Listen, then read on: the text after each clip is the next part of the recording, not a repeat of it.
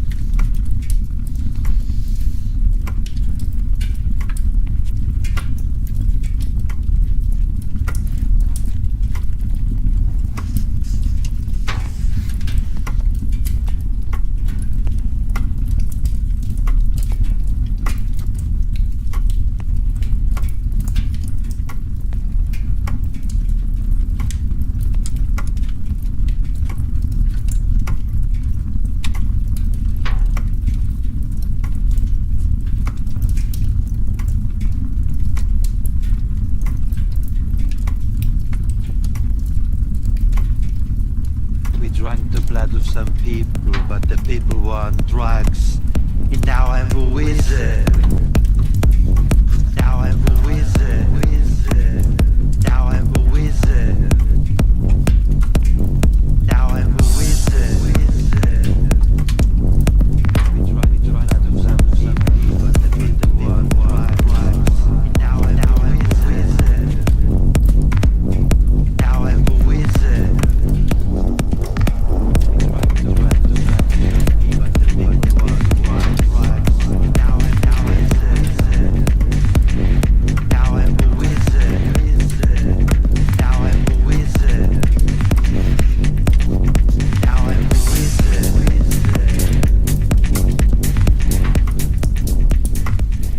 Hello everyone. Welcome on back.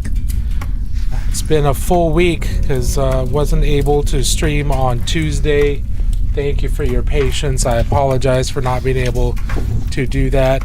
The real life got in the way. I had some errands I had to run, and I just did not have time to do it early in the day. But it's Friday. We're streaming. We've got at least one thing for Community Spotlight to show off because once again I neglected to put out the call on Monday, which I normally do. So my bad, but we've got at least one thing to look at. If you have anything that you want to post, please feel free to do that. We'll take a look at that in a little bit. We've got a couple of different things that I kind of want to work on today. The first is obviously continuing work on the Golden Demon piece, the Ancestor's Wrath. We've got more non-metallic metal to work on here, and I need to trigger going live on TikTok. There we go.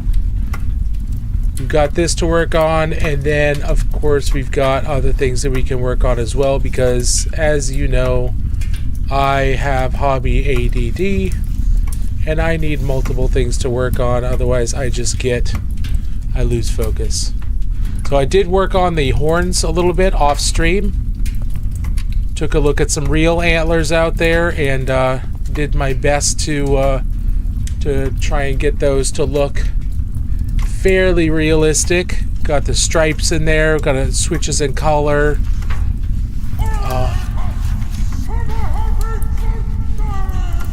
Hey Marky, thank you so much. I appreciate that.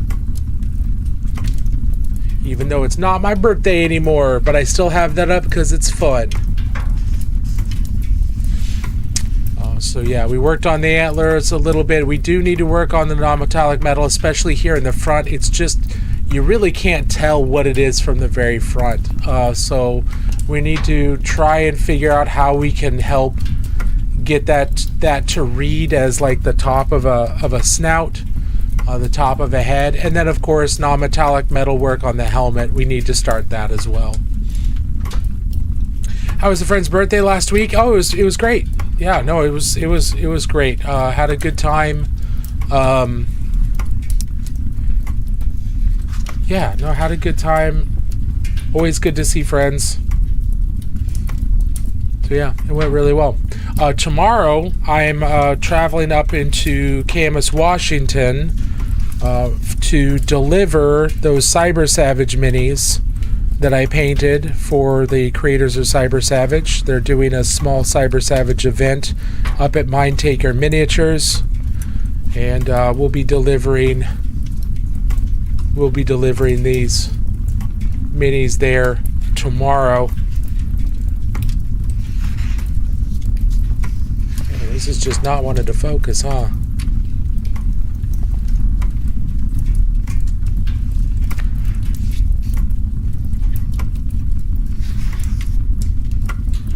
So we'll finally be able to hand these off to the proper owners, and they've already. I already took pictures of them, and they already did a little bit of an Instagram push out with. They statted them up and put them out on Instagram, so they've already gone out to see the world.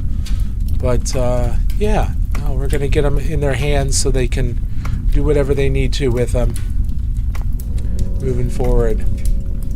All right, so let's see, a couple other things I kind of want to work on. I have this miniature that I picked up at Adepticon from the Hive Scum podcast. I don't know much about it. It's some kind of like fish themed drowned knight, which I think is awesome. But it's a really, really cool model, and I'm pretty sure that's where I got him, but I don't know for certain. But he's a fantastic, really interesting mini. So might work on him a little bit, and I have a Warcrow miniature that I want to work on assembling and doing that. So we have some things to break up the monotony a little bit. Painting Golden Demon can get monotonous. So That saw does not look safe. No, it is not a safe looking saw at all, which is why he's holding it far away from himself. He's trying to be as safe as he can in the circumstances.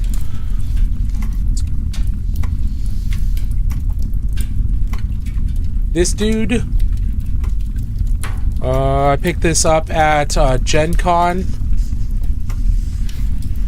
last year. I don't know anything about this faction. I saw that it was an exclusive and he looked really cool, so I was like, okay, I'm interested in some of the Warcrow models, so I wanted to take a look. So this is Feudum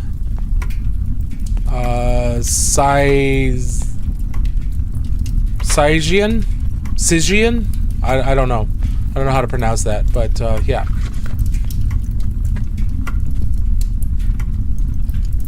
And I have a few of the other Warcrow stuff. I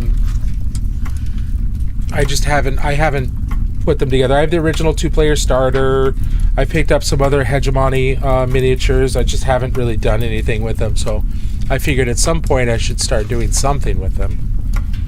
But, okay. So now, I'm going to focus a little bit on the non-metallic metal here.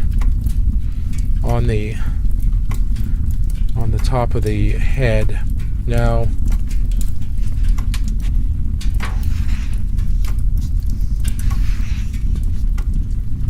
I think I'm gonna have to basically start over on a lot of this.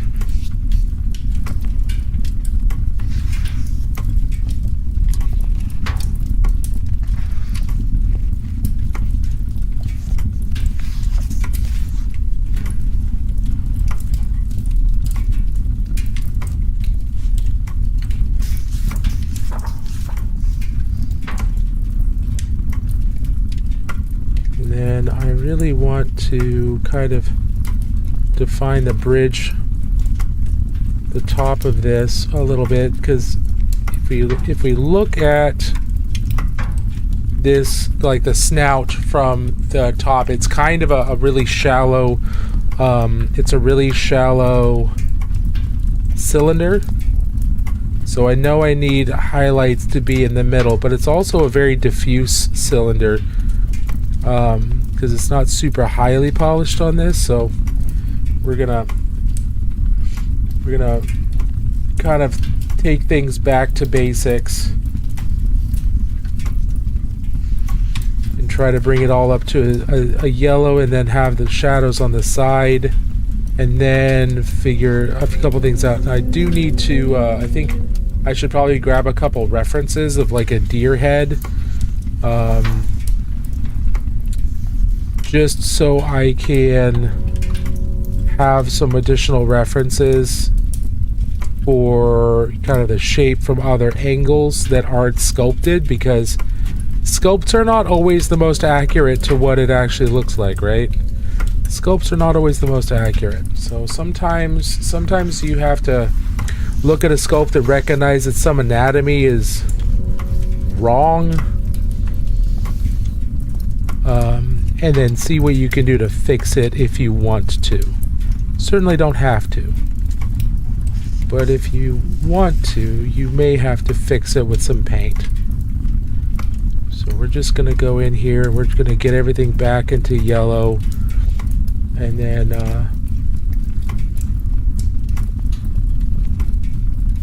then start mapping out shadows and highlights. It's basically starting from the beginning when it comes to this. How's everybody doing? Has everybody's week been pretty good? Let's see. I'm trying to remember. Oh, I made sure to, on the multi-chat in the stream, I made sure to turn on which platforms different people are chatting from, so you know who you're responding to from the stream. It's only going to be visible on Twitch and YouTube, just because there's not enough room on TikTok to show that. But Twitch has lifted their ban on showing the chats from other platforms. So I'm not worried about that anymore. It was a stupid ban. It's this dumb thing to restrict, and now it is no longer restricted. Hey, thank you, Jen Ruckus. Appreciate that. Let's see. Odd question. Do you have any advice on a pink speed paint or wash that could be used to shade pink while still looking...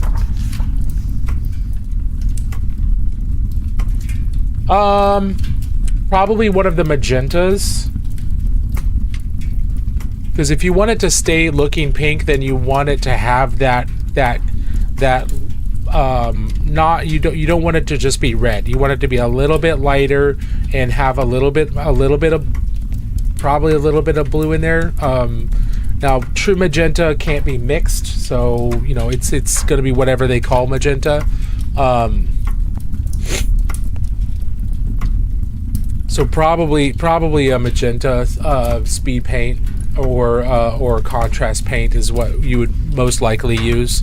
I'm going to be doing some Emperor's Children at some point, and I'm going to be trying out watercolors, and I picked up, and I want to do like really pale pink, and I'm going to be trying out watercolors, and I picked up this Purple Lake to use as a watercolor wash, because I've seen a couple people try that, and I kind of want to try that. And if that doesn't work, then I might try an oil wash. I've got to try something that's got oils in it, or some other form of wash, so I can give that a shot. But yeah. Do you play as well? My brother plays Votann. I don't play. I used to play back in 5th edition and 6th edition, but I stopped. I play some smaller scale games, but I mostly read the books, watch the shows, and play the video games, and paint. Lots of painting. I still play Warcry. I still play Necromunda. I just don't play the big games. So I'd rather play a couple games of Necromunda in 4 hours rather than like one game of 40k with a bunch of L-shaped terrain. And I think the L-shaped terrain is the most boring stuff ever. I understand why it's there for competitive reasons. I totally get it. Believe me. I understand. I just don't like it. I think it's boring. It is some of the most boring looking terrain setups. And that's fine because, you know, for competitive play,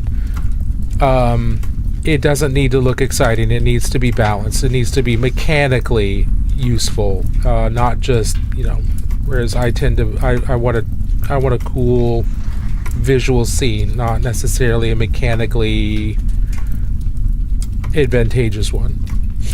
So I'm definitely a little bit more on the narrative side of things, though having points values and stuff and some balance is good. Again, I understand why the L-shaped terrain is there. I get it. I just don't. I find it boring. You could try gouache as well. There's an acrylic gouache by Liquitex that's fun to use as a wash. TBL hobbies as a wash or as like a primer. Oh, interesting. So I know does gouache reactivate? Because I know it's different than acrylics. So when you put down the gouache, I'm assuming it stains a little bit, but how are you cleaning it up? Set up with an acrylic base first. So are you putting on a wash and then removing gouache that you don't want? Like how are you using it? What a gorgeous dwarf. Thank you, TD. I appreciate that.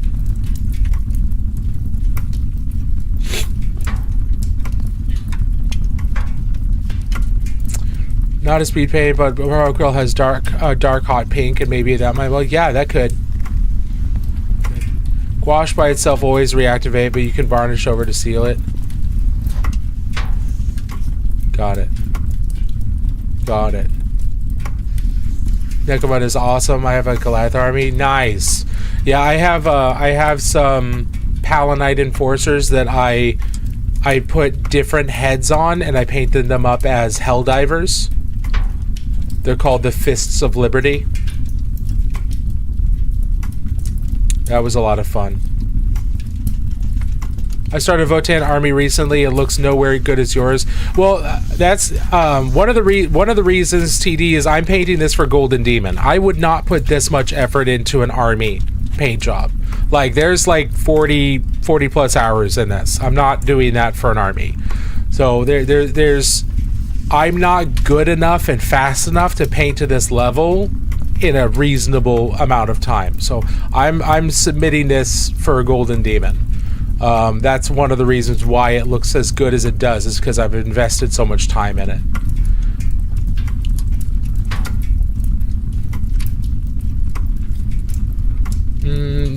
Marco from Not Just Mecha has been using watercolor too. That's where I got the idea. I saw him use it. Not Dread. They're not Arbites. They're Palanite Enforcers. I've got the Arbites. I've got the new Arbites set, and I have some of the old Arbites models that look exactly like Judge Dredd. Those I could absolutely paint like Judge Dredd, 100%. But the Palanite Enforcers look a lot more like Helldivers. Yes, TD, I did. The original Ironkin head wouldn't fit in this, so I used a small section of plastic tube, and I sit it down in there, and then I to fill in the space, and then I put the Ironkin head in there. I just needed to make it fit. But yeah, I liked the idea of the Ancestor's Wrath being an Ironkin because I really like the idea of the Ironkin or the Votann considering Ironkin full members of their society and full members of of their ancestry to a certain extent, and I like the idea of an Ironkin being honored as like a champion of the ancestors. So that's why I decided to make this conversion, because I thought it was a cool piece of really subtle storytelling without trying to be really ham-fisted about it. It's just like, hey, this is an Ancestor's Wrath model, and he's an Ironkin. I think that says a lot when you think about it. Yeah, I just tried to keep it really basic. I did think about doing lots of battle damage and stuff, and I just didn't want. I was lazy. Frankly lazy. Yeah.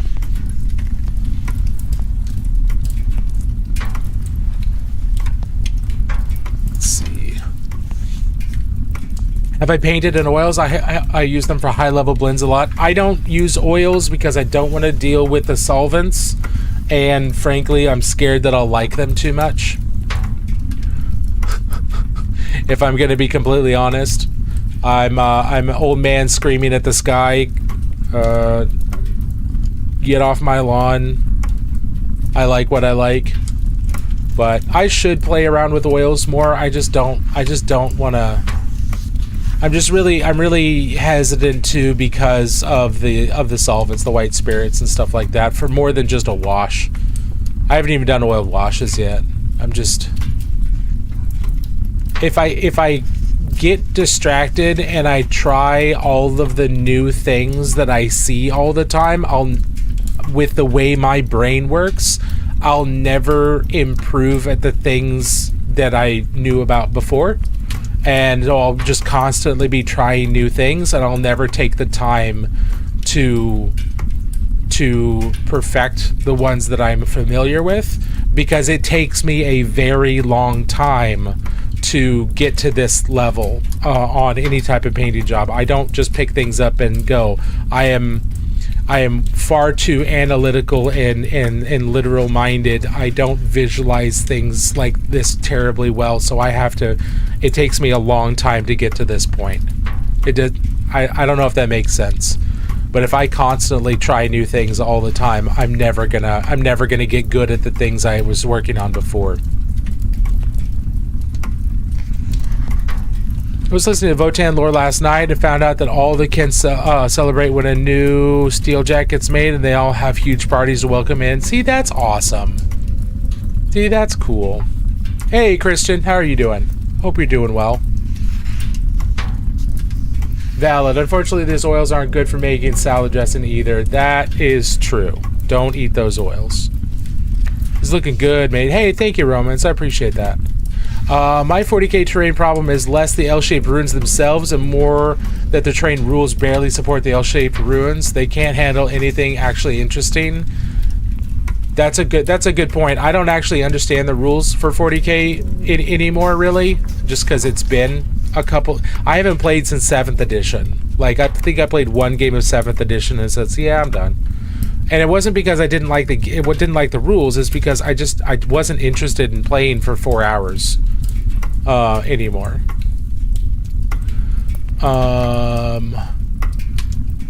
Let's see. Hey, Purple Spark Alice, how are you doing? How do you paint like this? I just got some painted mini early and it looks okay, but not as good as yours. A lot of so a lot of the highlighting here is called volumetric highlighting. Let me see if I can get a good example. So what you're doing is you're not just putting color on the miniature, right? You are both putting color on the miniature and also trying to paint the way light reflects off of a material that is that color. So here is an example of some shiny black. If you take a look at them at your each miniature can be broken down into simple geometric shapes. Like the back of this backpack is curved like this. This is half of a cylinder, right? And the way highlights work on cylinders is the highlight forms a bar shape and it travels the long axis of the cylinder. Every cylinder, every single time. The nozzles here, these are part of a sphere, and the reflections on spheres are always circular, right? They're always circular, so I know the highlight has to be circular. So what you're doing is you're not just adding color on there, you're not just doing highlights on the top, you're trying to paint the highlights in a way that mimics the way light actually bounces off of that shape. So that the human eye can see and gets tricked into thinking, you know, that the light's actually operating that way.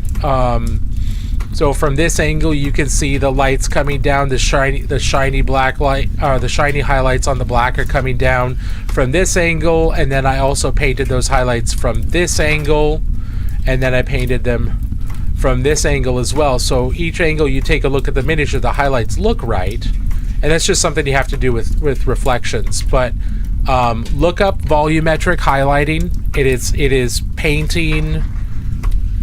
painting the shapes in a way that that really communicates the light is actually bouncing off of them, and that's the core of this. And then once you getting used to that, pushing your highlights really high and your dark shadows really dark, and then making sure that you've got dark lining around all of your details, and both of those will help the human eye to visually distinguish between the different shapes and the different sections of the model. So like if we take a look at this guy, and then I've got a Space Marine over here, both of them look pretty good, right? So this Space Marine, he looks pretty good. He looks like he's got some shiny armor on him. But if you notice, the dark lining isn't as present. So like this, there's not a strong strong break in between this armor plate and this armor plate and this armor plate and the eagle, the Death's Head Eagle, and then the belly plate. There's not a strong line there. So these kind of visually blend together a little bit. But over here, you can see the dark lining is between each and every plate and the next plate next to it, and that causes more visual difference. It allows the eye to see each detail as its own little bit, and then it makes everything look more refined and more finished. Does that make sense? It is about the volumetric highlighting, painting each shape as if light's actually bouncing off of it, and then also high levels of contrast. That's how I get to this point. Now, there are other people that approach painting slightly differently, and that's one of the beautiful things about painting. There's a bunch of different ways that you can paint, but that's how I'm approaching this right now. What paint do I use? I'm mostly using Pro Acryl, but I also use Army Painter Fanatic, and I also use the new P3 paints and old P3 paints. But almost every single paint line that's out now, at least the major ones, they're all really solid. And they'll all do really well. Like Citadel is good. Pro Acryl is really good. Army Painter Fanatic is really good. Two Thin Coats is really good.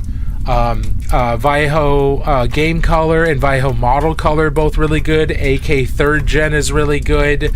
They're all really solid. So yeah, there's nothing wrong with using Citadel and Army Painter at all. Those are really solid paints. You could absolutely get to this using those, but the major thing is contrast and the volumes and dark lining. Those are the things that I think have helped me the most. And then you just have to put in the time. Like there's 40 to 50 hours in this. Easy. But then, I could spend a few hours. Like there's probably 10 hours on this guy because I'm trying to do him okay. And then this guy's got a couple hours in on him. And he looks fine too. He's not as refined, but he's not supposed to be. So the hours you put in does have a big impact, but the biggest impact is going to be contrast, a visual contrast, the brightness contrast, and the shapes. You kind of like capturing the shapes with volume. Yeah. Love the new P3 paints. Yeah, they're pretty solid. I'm really enjoying those, and I was a big fan of the old P3 paints too. In fact, I still have a ton of them, which is why I didn't buy the whole range of the new P3 paints. One, that would have been really expensive, but two, I still have a ton of the old P3 paints, and so I'm still working through those when I use those. And the new P3 paints, the ones I've tested, they're fantastic. They're really good. Have you tried AOS since 4th came out? I haven't played AOS since... Did I play 2nd edition? Yeah, I played some 2nd edition. I haven't played it since. So I don't know anything about the rule set right now. Let's see. I know I'm missing other comments here.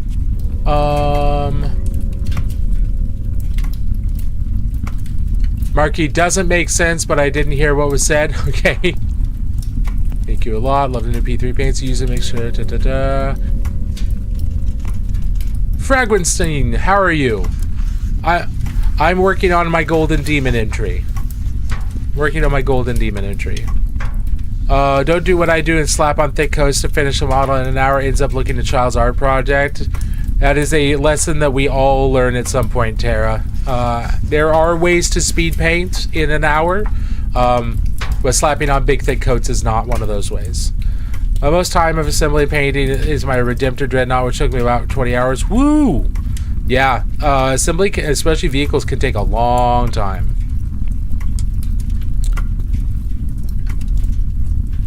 Highly recommend, very streamlined. Yeah, tips on gradient painting.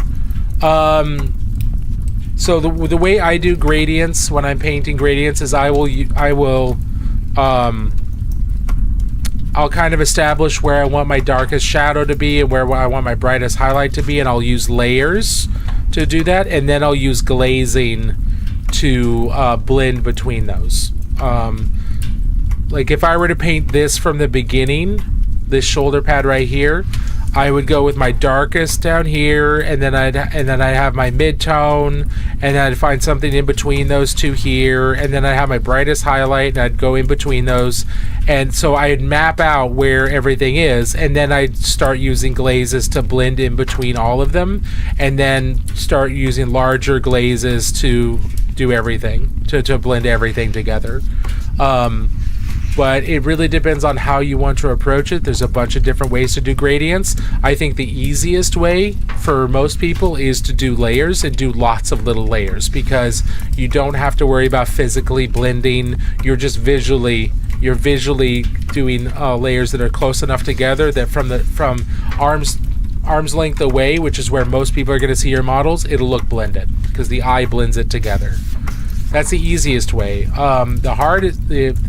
The way that's probably going to get the best blend is probably wet blending, and I would have no hesitation recommending a new painter start to learn wet blending right away, because it's a good way to start blending, and then you can use glazes and other things to make the blend better later.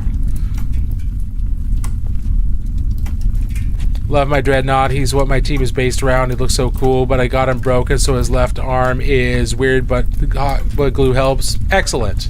No, Dreadnoughts are really cool. Dreadnoughts are super cool. Okay, so I need to take a look at the snout here. I have yet to learn that lesson, but I've also been painting larger items, which I do not have the patience for. I totally get that. Deer head.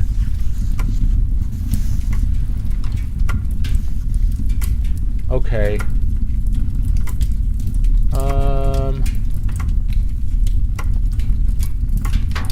Deer head gold. Is there a gold one?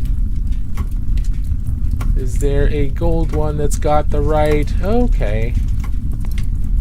That's helpful. Okay. Okay, we can use that. We can use that. Cool. I will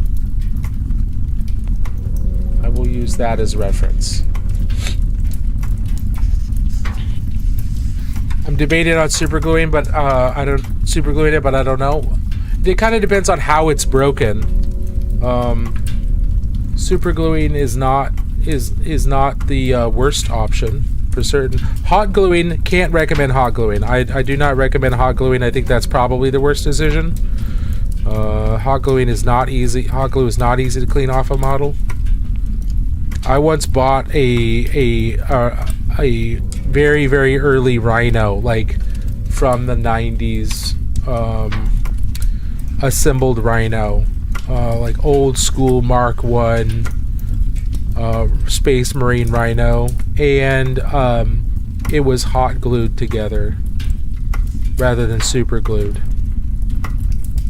And it's like, okay, well, obviously this is, some child or someone who bought this as a child that just didn't have the money for super glue, or their parents didn't want to get them super glue, so they used what they could.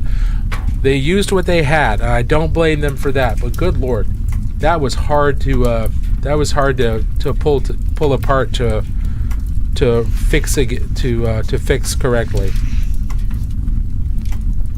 So I can't recommend it. I applaud them for their ingenuity and what they needed to do to get that Rhino together for their games whenever they were playing.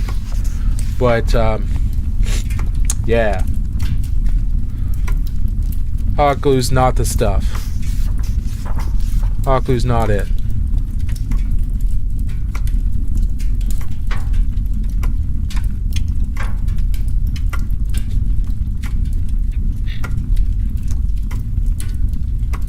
You're in time, Spotlight hasn't started yet. Wait, what?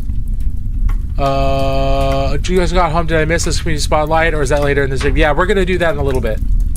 We're gonna do that in a little bit. We only had, I think, 1 or 2 entries this week because I put out the call for it late by a couple of days, so I don't think people remembered or had time to post, which is 100% my fault.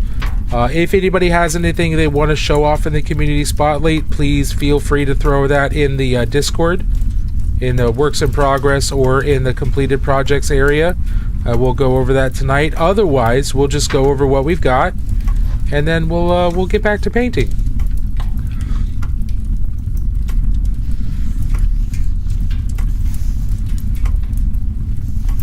JB Weld 2-part epoxy. Yeah, I don't recommend that. Uwu for gold, for like gore, sure.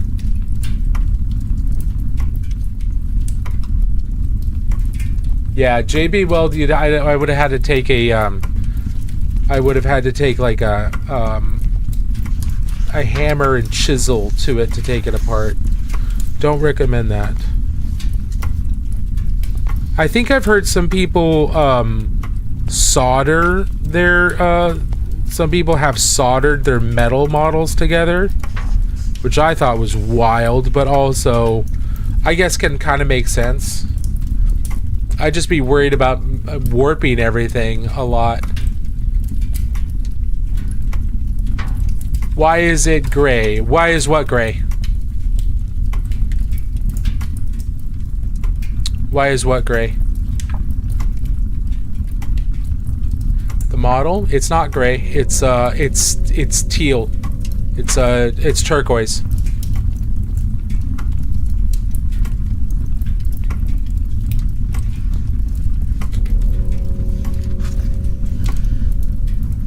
Okay, I mean, you might... Have you gone through, like, colorblind testing? Have you tested whether or not you might have some, like, red... some, like, green-blue or green colorblindness? Because this is not gray. The hammer's gray. Hammer's gray, and it's got some light reflecting. Oh, yeah, no worries. No worries. I mean, dude, if it was gray and it had all this highlighting and stuff, I'd still be pretty happy with it. Painting monochrome's not easy. But no, I appreciate you joking around.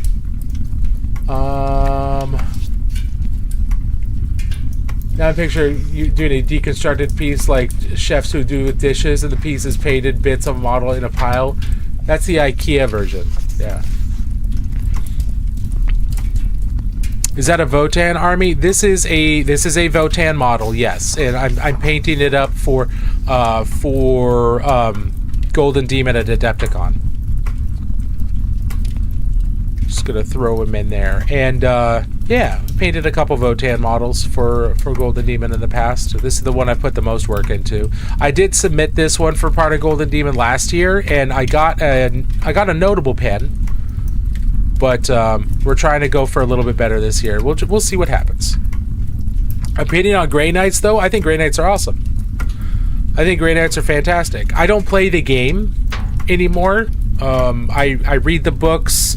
I play the video games. I paint the models. But I think Grey Knights are awesome. They're very, very cool. You just finished some Pioneers? Nice. I've got some of the Jaegers for the kill team. I've got some of them around here somewhere. I need to think about painting those at some point, but I've got so many other things I want to paint too. I have so many things. I literally have more models than I will be able to paint in my lifetime. Like, no joke. And it's a problem. It is a problem. I fully admit that I have a problem. I should start getting rid of models. I should stop buying models, but I don't want to stop buying models because there are so many cool new models that come out. So I have an issue. There is a legitimate problem in my brain. I do not deny that it exists. I can only try to control it a little bit and try to be moderate, but I'm not very good at that.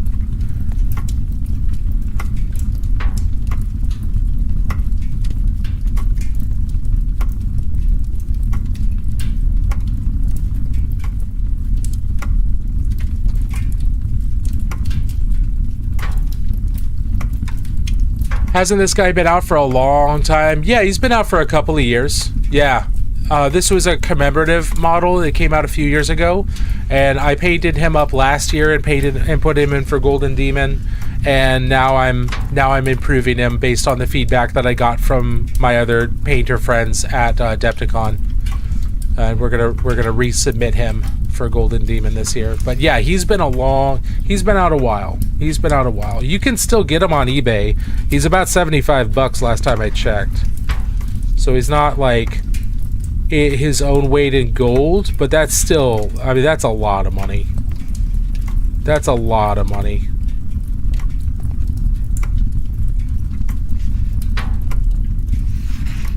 I 3D printed a bunch of my stuff, to be honest. No, that's great. No, 3D printing is awesome. Don't get me wrong. 3D printing is fantastic.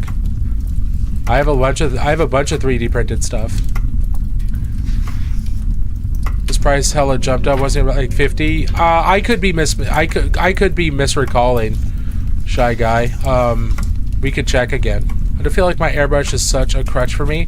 There's nothing wrong with using an airbrush. Absolutely, airbrushes are great. It's just you know, generally you want to use your airbrush and then you want to go in with your hand brush to like do final details and things, because one, you're going to get a lot more control over things like belt pouches and edge highlighting and things like that with a hand brush than you are with your airbrush.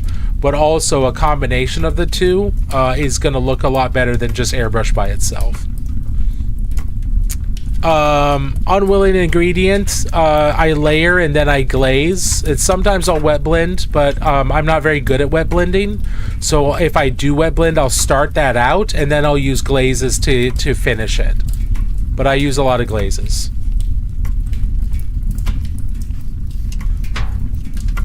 Yeah, good questions. Good questions. Built a set of Space Marines last year. Might be time to paint them up, or maybe next month. Hey, that'd be great, Shy Guy. Just have fun with it. Oh, Votan. Tried to join the Discord, but it says the link is expired. Oh, I need. Okay, give me a second. Give me a second. Invite. Edit invite link. Expires. Never.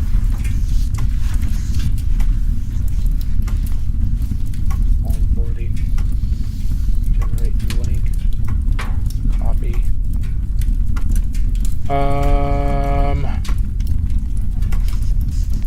We're just gonna go for it. Okay. Go to profile. Oh, it's in my link tree. Okay, link tree.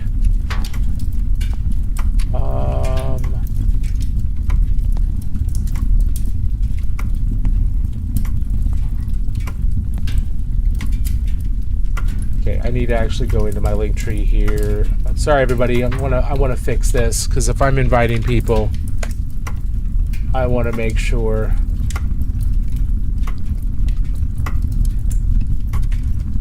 I want to make sure it works. So let's edit, paste.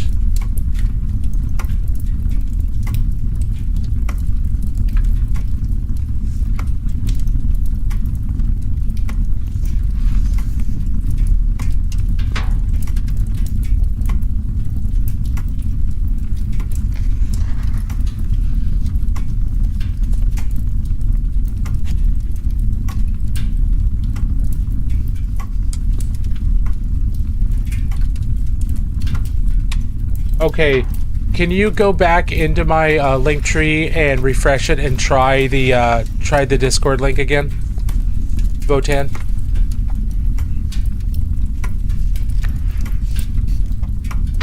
Sorry, I wanted to fix that.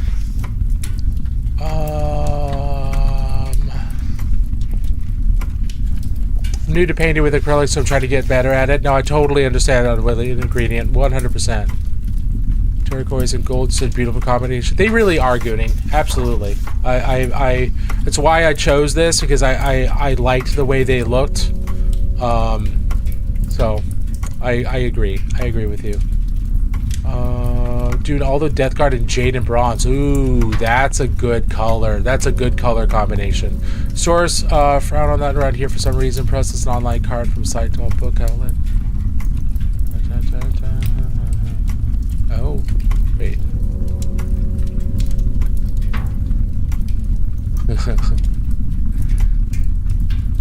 Turquoise Jade Caves for my red Chaos Marines. Nice. Do you panel line at all? I've been painting my Votann weaponry white and panel lining. Yeah, I don't like panel line in the way that like Gundam does, but I use dark lining. So these types of recessed panel lines, I'll use a really dark color in there, and then I also use dark color around the details. So yes, I do panel line. But it's usually called dark lining in miniature painting, but it's the same thing. I just don't use panel liner. But yeah, panel lining is an incredibly important and useful way to get lots of visual distinction between different details. It's super important.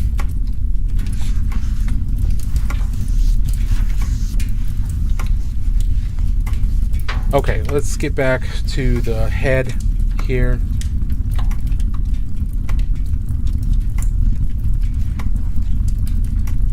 So I want to try and make sure I got this head as refined as possible, because it was just an absolute disaster before. You really couldn't tell what it was. So I'm trying to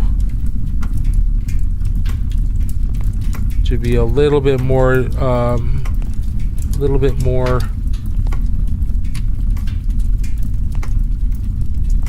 deliberate in how I've got this. Yeah.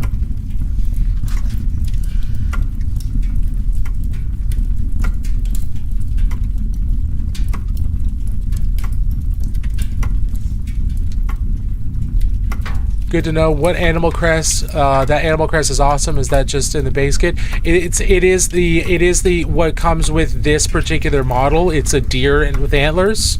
It is one of the options that comes with this particular kit, and we decided to paint the head gold non-metallic metal, but then I gave up on trying to do non-metallic metal for the antlers, so I just decided to put them as normal colors.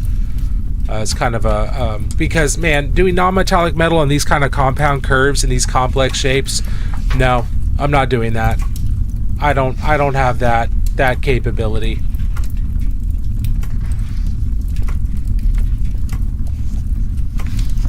I could never do non-metallic metal. You can absolutely do non-metallic metal. It just takes a little while, and it takes time to kind of learn and beat it into your own skull of like, okay, this is why highlights go here. This is why it looks like this.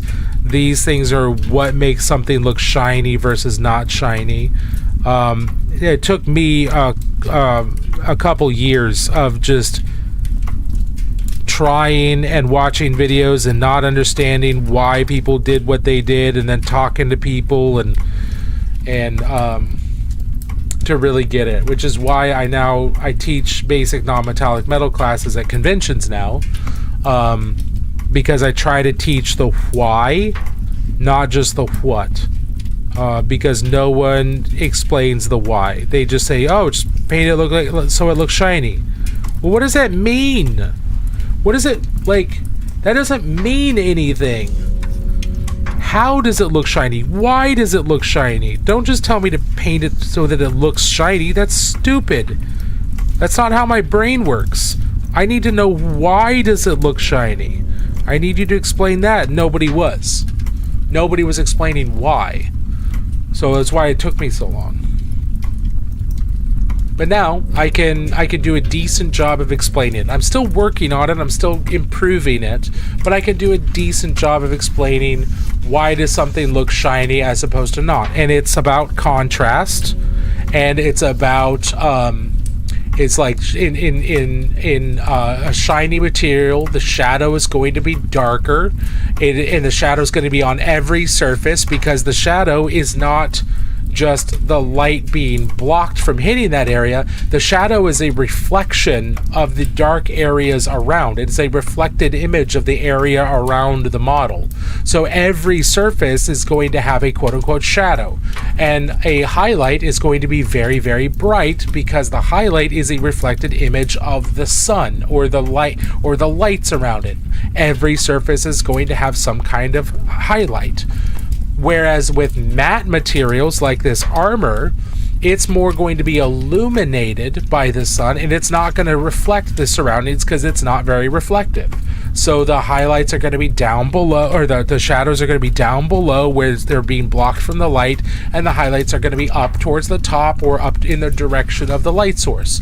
Metallic surfaces, every surface has a shadow, every surface has a midtone, every surface has a highlight because they're reflections of the areas around them.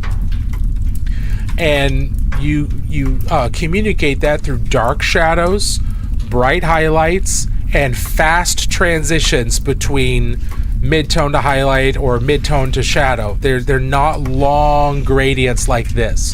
This is a long gradient going from the really dark to the midtone into the highlight. Whereas over here on this cheek, we've got a shadow, and then there's just barely a bit of a gradient, then there's a midtone, and then it goes almost immediately into highlight. That fast transition coupled with the dark shadow and the bright highlight tricks the eye into thinking this is shiny compared to this.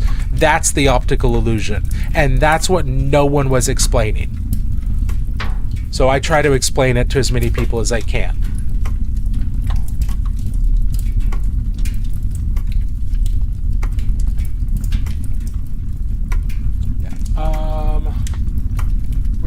Here we go. Here's something else that I did. And I use these in classes. So I went on Amazon and I bought some simple geometric shapes, and they were clear plastic, so I primed them, and then I painted one matte and I painted one metallic.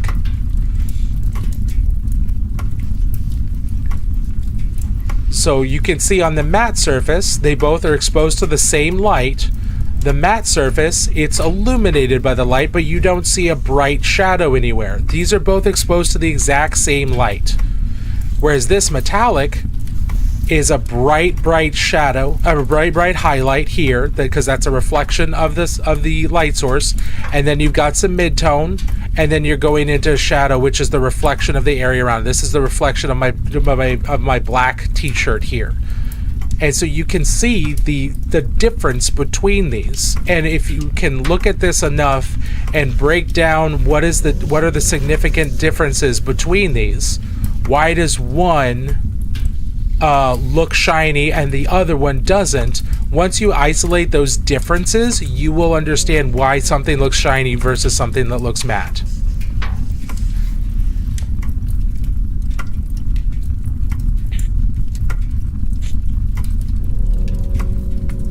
Exactly. I use the cylinder as a guide because this is true metallic, and I gloss coated it so that it is as shiny as possible. And then if I can move it around, I can change it, because true metallic metals are really, they reflect light, right? And what we're trying to do with non-metallic metals is simulate that. Now here I've got both of my painting lamps. One on this side, one on the other, and this is the area that's like my ceiling in between the two lamps. So you can see the two light sources because there's two different lamps. Same thing over here. You've got a larger highlighted area, but you don't see distinct light sources there, not as much. And then also I picked up cylinders. So I painted one in silver, one in gold. And then I also, in that same set, it came with half spheres. Where'd they go? Half spheres.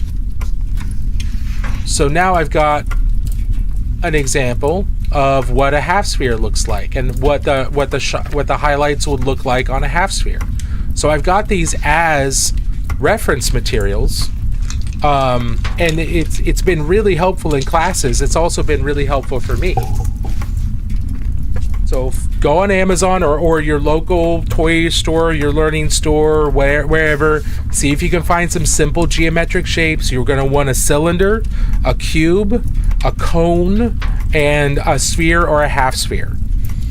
You could actually not use a cone. You could skip the cone, although the cone can be useful because it's a cylinder, but it narrows towards the narrow end and widens towards the wide end. Then prime those, and then paint them, a true metallic color and a matte color, and then matte varnish the matte color and gloss varnish the true metallic, and then you've got references. You've got references that you can hold up to your MIDI and say, oh, okay, this area is front arm, that's a cylinder. Here's I'll hold my cylinder right there. Okay, that's the shape of the highlight. It needs to travel down the arm. That will help. It will help, especially if you're like me and you need to know why something works the way it does before you can really understand it. That was a massive help to me. So hopefully that'll be a help to you. And it's been helpful to all the classes that I've taught. Good, I'm glad. Oh, ad started. Shoot. Sorry, I got really distracted there. Okay, we're going to take a quick break. I will be right back. I'm going to take this time to use the restroom, all that fun stuff. I'll be back in about 3 minutes. So enjoy. And stand up, drink some water.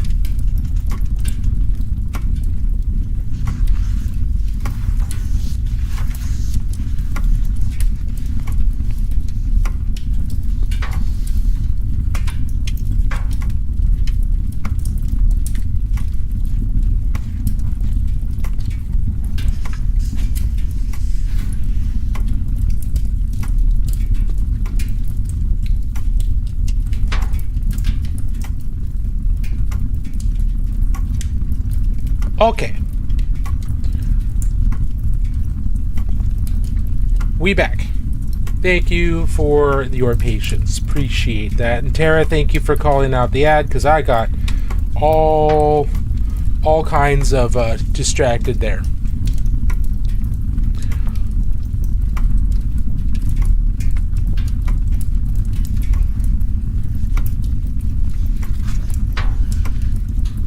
Okay. So let's see. We've got the front. That's a lot more defined. That the front of the head is a lot better defined. There's still a little bit of brightness that I want to put in, because right now it just looks yellow. It doesn't quite look metallic, but it is getting there. It's a lot better. It's in a much better spot. So let's see if we can intensify this highlight with a couple of shadow, or a couple of reapplications.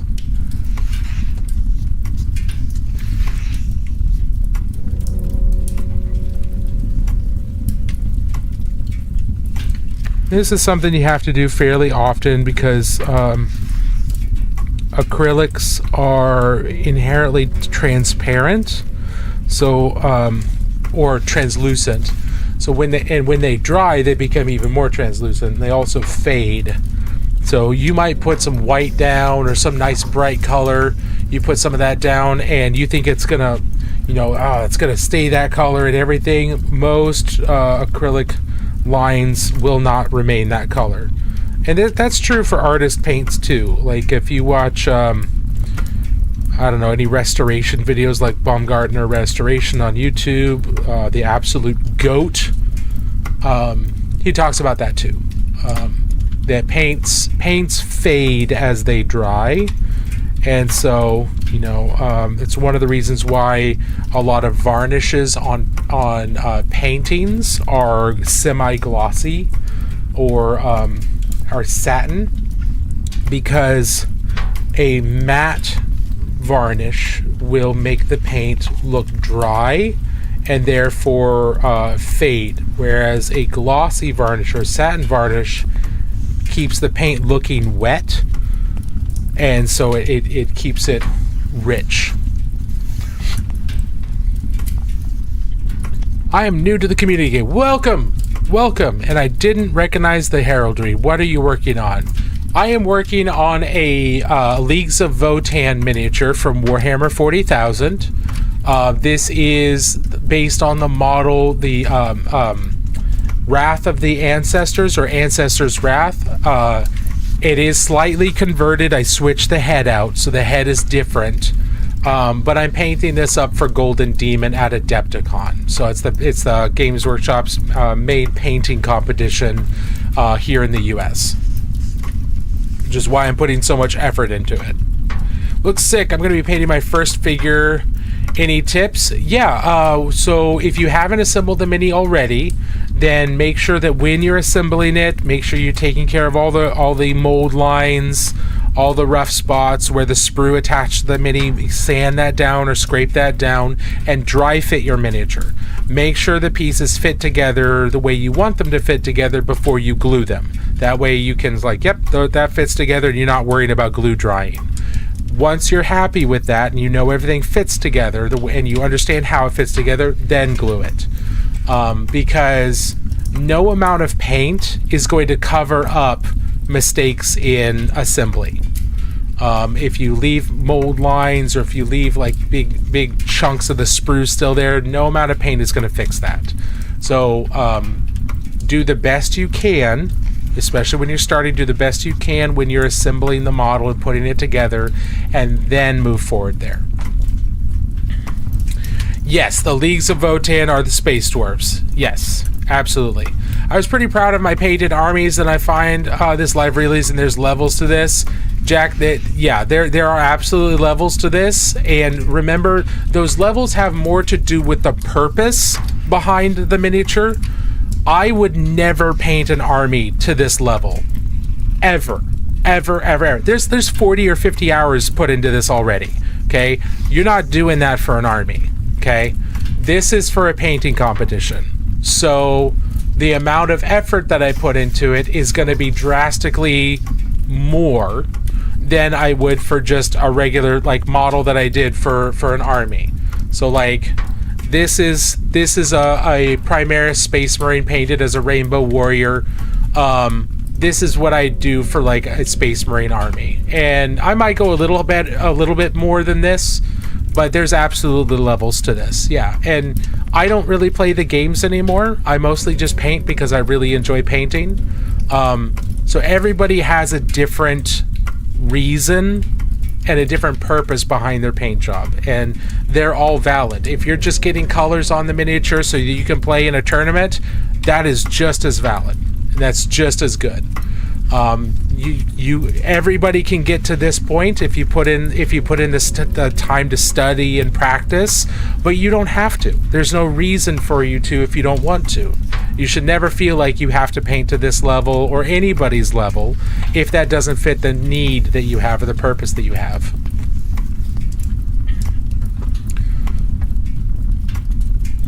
And there looks fantastic, by the way. Thank you very much. Hey, Dig Batty, how are you doing? Someone is accessing more than 10% of their brain. Unless you're painting Sylvaneth, then those sprue bumps and accidental divots from cleaning are just flaws in the wood. Hey, there you go, Tara. That's a good idea. Do you assemble the mini completed before you paint, or do you paint in parts then assemble? I usually depends on the miniature. So this mini, I assembled most of it. But I kept the head off because I wanted to be able to get into all the nooks and crannies on the head, and then I glued the head on later. And then I'm still working on the backpack here, and so I keep that separate. And then I'll glue the backpack on when the backpack's done. The backpack's almost there, but he'll be glued on later. I try not to. Like, I'm not going to keep the head separate and the gun separate and the backpack separate and each leg separate, anything like that. I try not to do that because that's just too much. Here's an example of a Deathwatch chaplain that I've mostly assembled, and that's because his arms are out wide. There's nothing blocking his chest, but I've kept the head separate, and I've kept his backpack separate as well. So I'm going to paint those all separate and then glue them together as the miniature progresses. But like you can see, he's mostly assembled. And then there's this model, this chaplain model. I just decided to put him all together, so I did. Like I just decided to. There's no really good reason for me to do that. There's no real. I can paint him fully assembled too, but it depends on how you want to approach it. This miniature, I kept this separate, and I kept the shield separate, and then last year when it was almost time for Golden Demon, I glued them on, and then I painted up. But now, because this is the year after, and I'm finishing him, or I'm improving him to submit it for Golden Demon again this year. He's already obviously completely assembled and put together.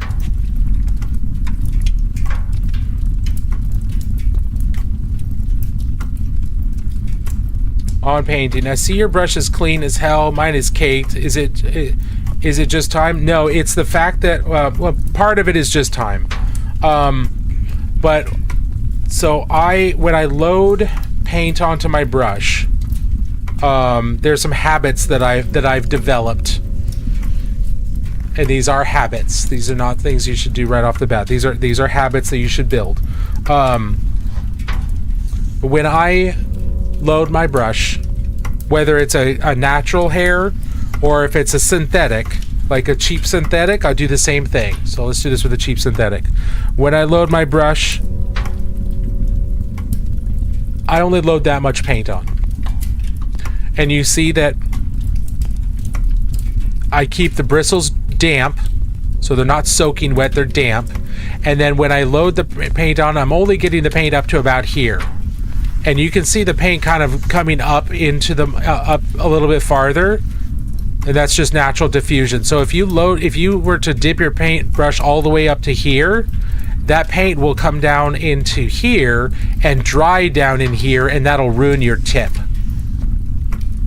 So I just load the very tip of my brush up, and I leave it there, and I always make sure the paint is on the inside of the bristles. If there's like a big glob of paint here and I see the paint on the outside of the bristles, I wipe some of that off, so that I only have paint on the inside of the bristles, because the bristles are what control the flow of the paint.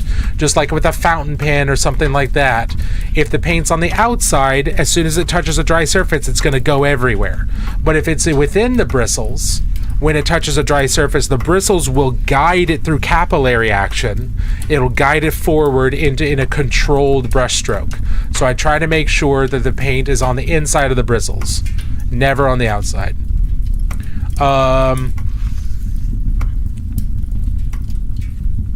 Definitely different levels. As a competitive player, I've seen all of the levels. Yeah, there's so many different levels. Absolutely. Will adding contrast medium make any paint a contrast paint? It can make it more like a contrast paint. It will never make it fully a contrast paint, but it'll generally become good enough.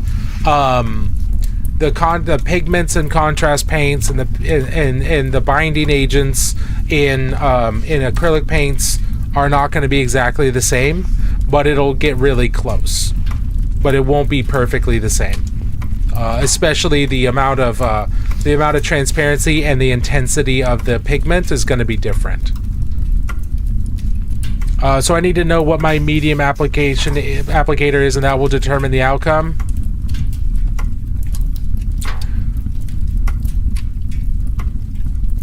I don't understand the question. Your medium applicator is, and that will determine the outcome. If we're talking about the applicator as in what your application is, yes, that will help to determine it a little bit. But there are fundamentals to loading up your painting brush that helps prevent the paint from building up in here. Don't let the paint get like beyond halfway. Horsehair versus synthetic, for example. It can, yeah. Horsehair and squirrel hair, things like that, they all have different levels of water retention and snap. I tend to use Golden Taclon synthetics because they're a very stiff bristle, and I like that. They snap back into a point very easily, and I'm just used to that, and I like that a lot. Other types of bristles, they won't snap back, but you can shape them back into a point pretty easily, so it depends on what you're comfortable with. But just about any of those, you don't want paint to go past about halfway. You don't want paint on the outside. You want to prevent paint from getting down into here, because as soon as it gets down into here and it dries, that will cause the base to not be very flexible, and which will cause everything else up here to spread out and not have a point. So this is one of my Kolinsky Sable brushes, so I keep it very, very clean. The other thing is when I've done some paint, when I've applied some paint, I never go straight back into the paint. I wash the brush and then dry it, and then I go into the paint. I never paint and then go back to paint and go back to paint. I pick up some paint, I make sure it's not too much, I apply the paint for as long as I can until it dries, and then until it gets like really tacky, and then I rinse my brush out, dry my brush so it's just damp, and then I go into the paint. And that helps keep prevent any paint from coming down here and drying over time.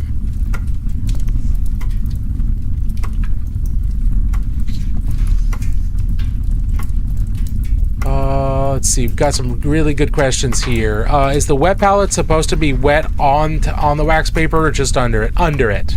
The wax paper or the parchment paper, ideally it's not waxed, because wax will prevent a lot of the moisture from going through. But the paper you've got should be sitting on top of either a wet sponge or a paper towel and the water should be underneath there, because what's happening is the paint sits on top here. I really need to cut my fingernails. I keep seeing that in the camera. The paint sits on top, and then as the water in the paint evaporates, the water underneath is wicked up through the parchment paper into the paint, which helps keep the paint hydrated. It's constantly refreshing, like oil in an oil lamp or a kerosene lamp. That's the kind of idea. Now, I just showed my age. I don't know how many of you actually know what a kerosene lamp is, but it's that type of a principle. So your water underneath should not be on top of your palette paper, because then you have no control over the hydration at all. It should just be kind of like sitting on top. I mean, some people get enough water to where you can kind of like wicka. You can move it. I don't have that much. I just have a pretty high density sponge that is touching there, and I make sure the sponge is pretty wet.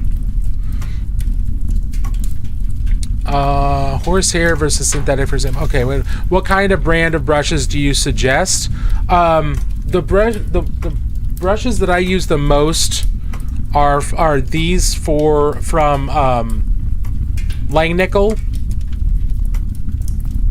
and I buy a bunch of these at the same time, and you can get these at Fred Meyer's, you can get these at most art stores, but the important thing is that the bristle type is called Golden Taklon. That's my preferred type, and these are cheap. You can get a pack of these for $5. But I use these for like at least 90% of my painting.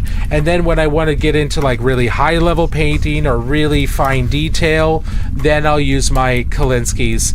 And this is from Zim. It's a Series 3200. Others that you can get that I happily recommend are things like Monuments Pro Sables. Those are good.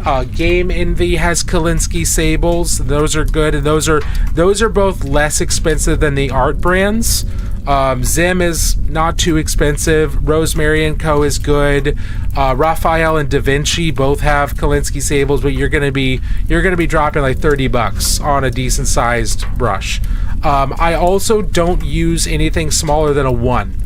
I don't use zeros, I don't use double zeros, I don't use triple zeros, because I want belly. I want the brush to be able to hold on to moisture, so that when I'm painting, as the paint dries, moisture flows from the belly into that paint and keeps it wet, so I can work with it longer.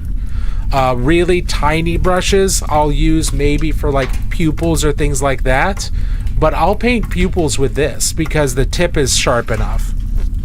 But I don't recommend, personally, I don't use anything smaller than a 1, and I generally use size 2s and 3s.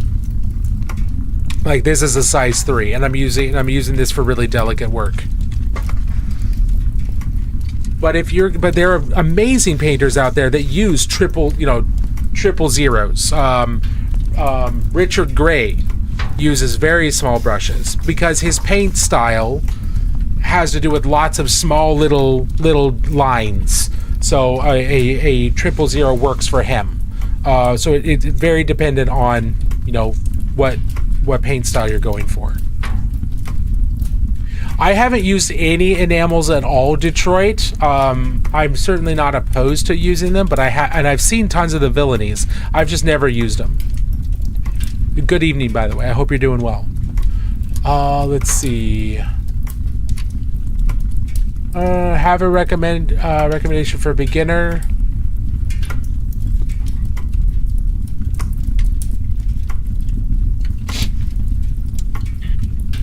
Makes sense. Twist or pull to point is one better.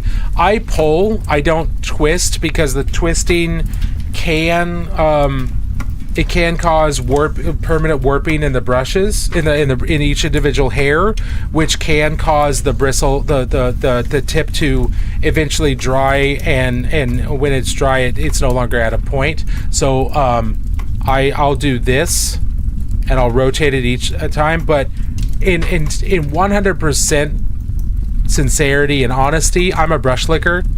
So I'll, after I clean a brush and rinse it off, I'll put a point back on it by putting it in my mouth. That's my habit for 26 years. I'm trying to break it. I'm not good at breaking it, but I'm trying to break it because eating paint's not a good thing. But Dorian, what kind of recommendation are you asking for? I think I may have missed what you were asking for a recommendation for. Should I use something other than a brush to apply it to my palette, or is that okay?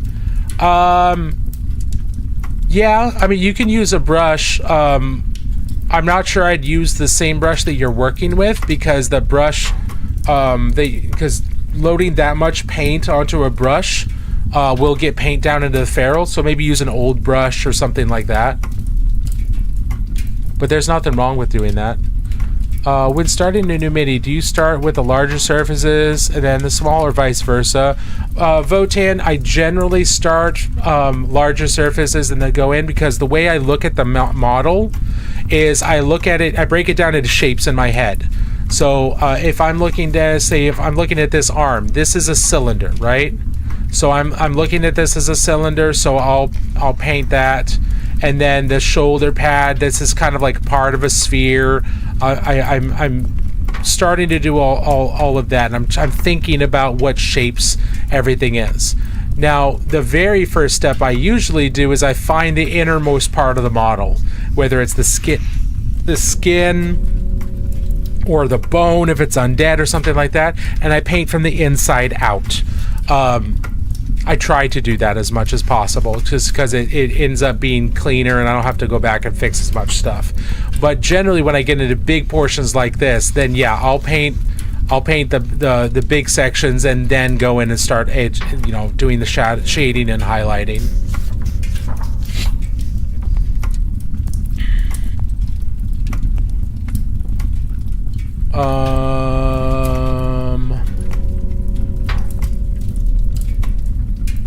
That looks great. How did you get that gradient? A lot of glazing, layering and glazing, and 40 plus hours of work. This is for Golden Demon. This is for competition. So this is not a this is not a miniature that is going to see the field of battle. It's on a big decorative plinth. This is for looking only. Is that a dwarf? It is a space dwarf. It's actually part of this Leagues of Votan, which is the Space Dwarf faction, but he's actually an AI. This head type, it denotes that he is what is called an Ironkin, and the Ironkin are AI members of the Leagues of Votan.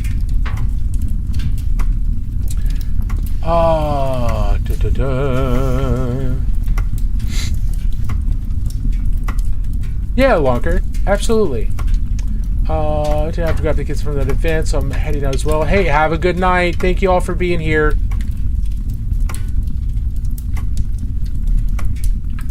There's a lot of people asking questions. Really appreciate it. Feel free to continue to ask questions.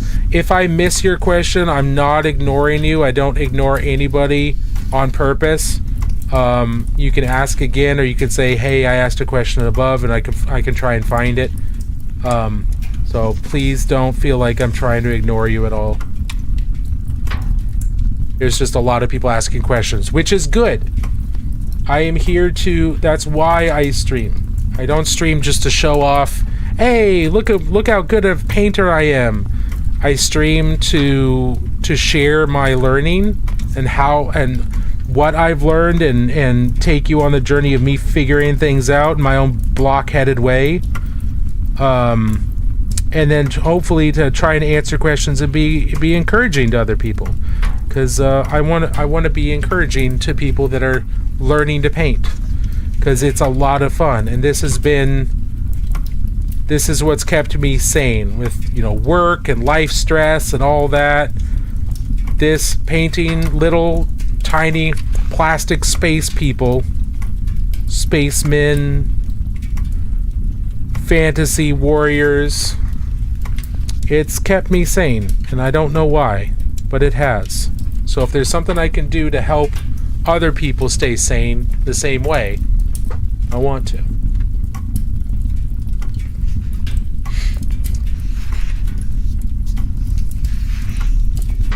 Ooh, Corpse Grinder Call. That's a cool gang. That's a cool Necromunda gang. I thought about playing them the last time, but I wanted...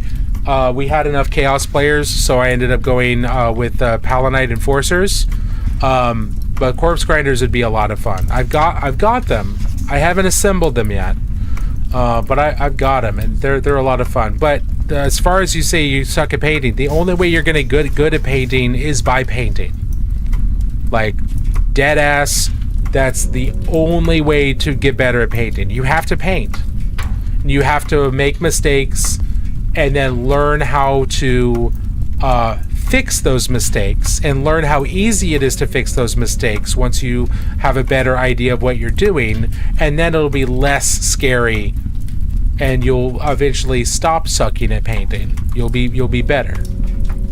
But it's the only way. The only way is for you to actually paint. You have to paint.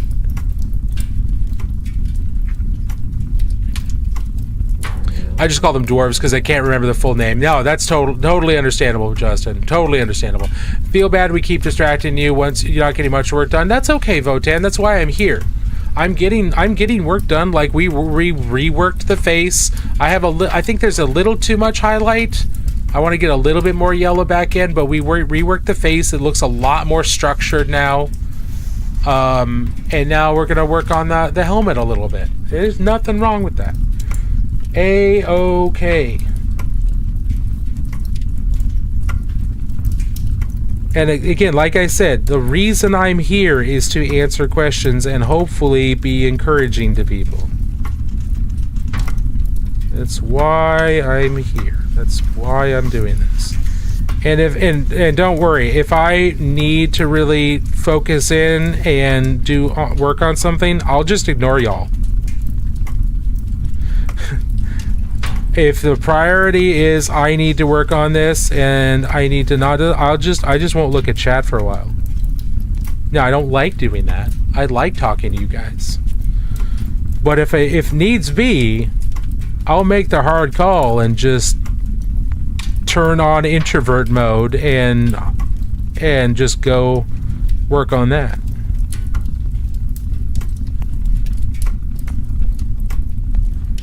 So I'm just trying to map out where I want my primary highlight to be for this. And then, because I'm working with one primary source of light, and then I've got other areas where I want highlights to be, and I'm kind of doing where I want the most mid-tone to be, and the brightest part of the highlight will be in the center.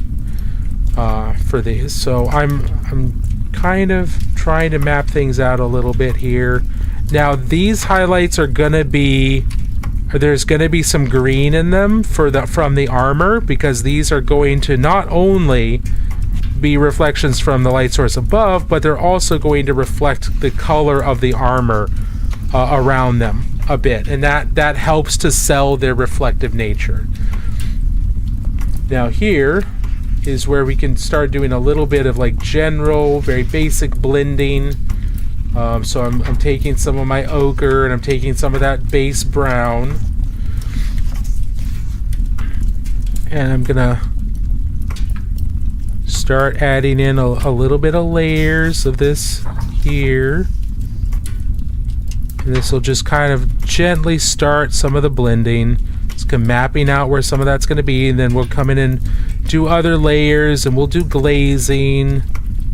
So we're just mapping things out, because one of the reasons I have to map things out is I've told other people this on the stream, but anybody who's new, I haven't told you. I don't visualize terribly well.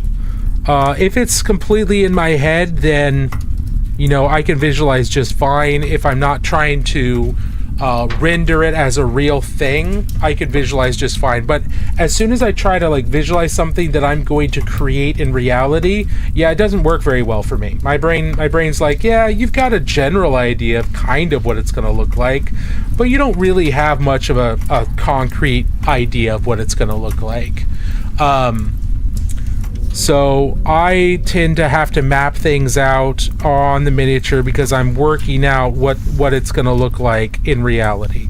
So I'm painting in. I was like, yep, that works, cool, and then we'll keep I'll keep working on it, or I'll paint it in. It's like, no, this doesn't work, and then I'll have to back out.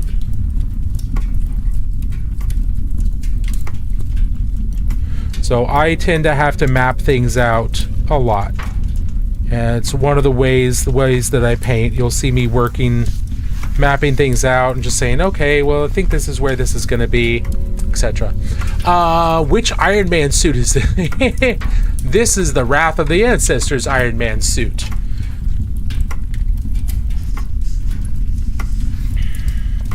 Really to paint my corner.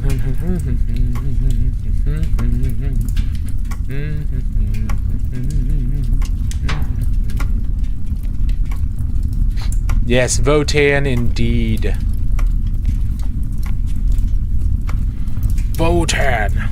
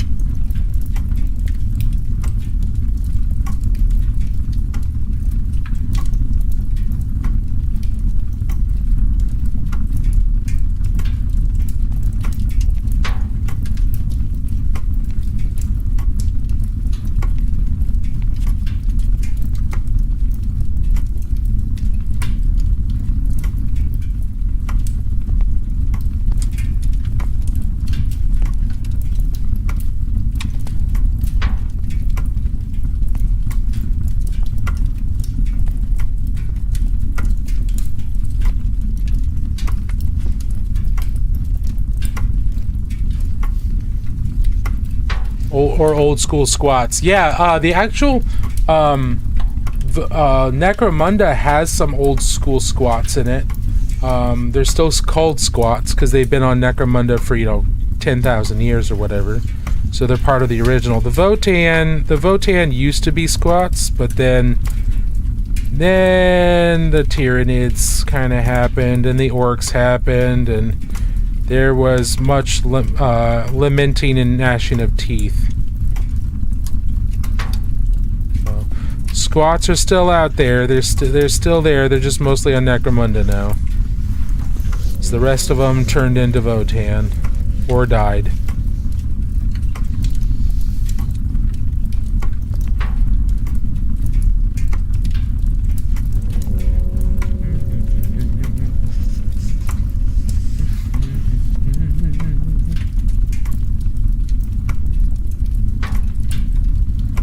We need to do our community spotlight. I have taken far too long to do that because we've had lots of really good questions and I've really been enjoying answering those. But we need to take a look at our community spotlight here. So we're going to set this aside for now. I'm going to pull up Discord and we're going to take a look at, I think we've only got one or two. Yeah, we've got one completed project and two in progress pieces. So we're going to take care of those real quick.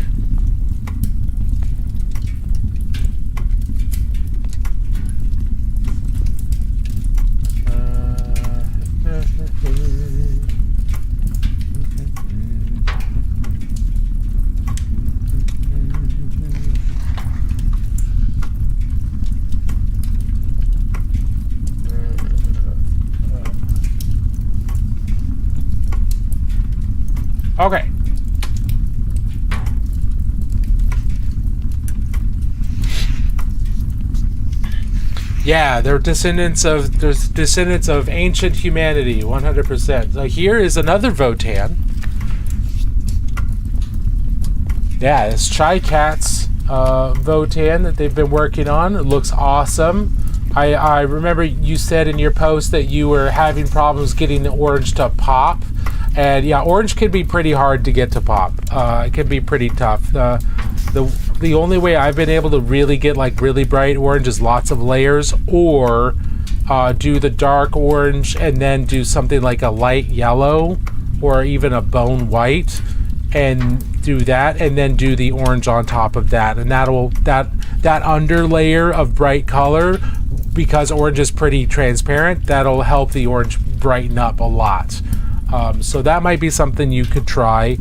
Even at this point, you maybe just on your brightest highlights, try and paint them like a light yellow or a bone first, and then put layer orange over that. That could be something you could try. But try on like a piece of sprue or something first. But I like the way this is looking. I love the gold. I love this old tarnished looking gold. I'm really liking the way the orange is looking. And it's not a full ironkin. It's one of the servitor type ones. So a simpler ironkin, but it looks awesome. Very nice.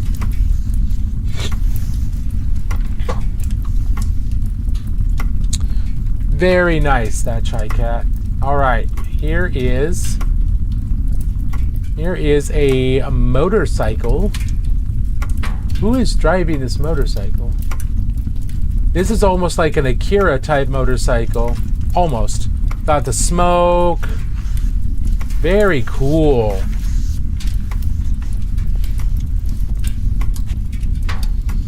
Nice.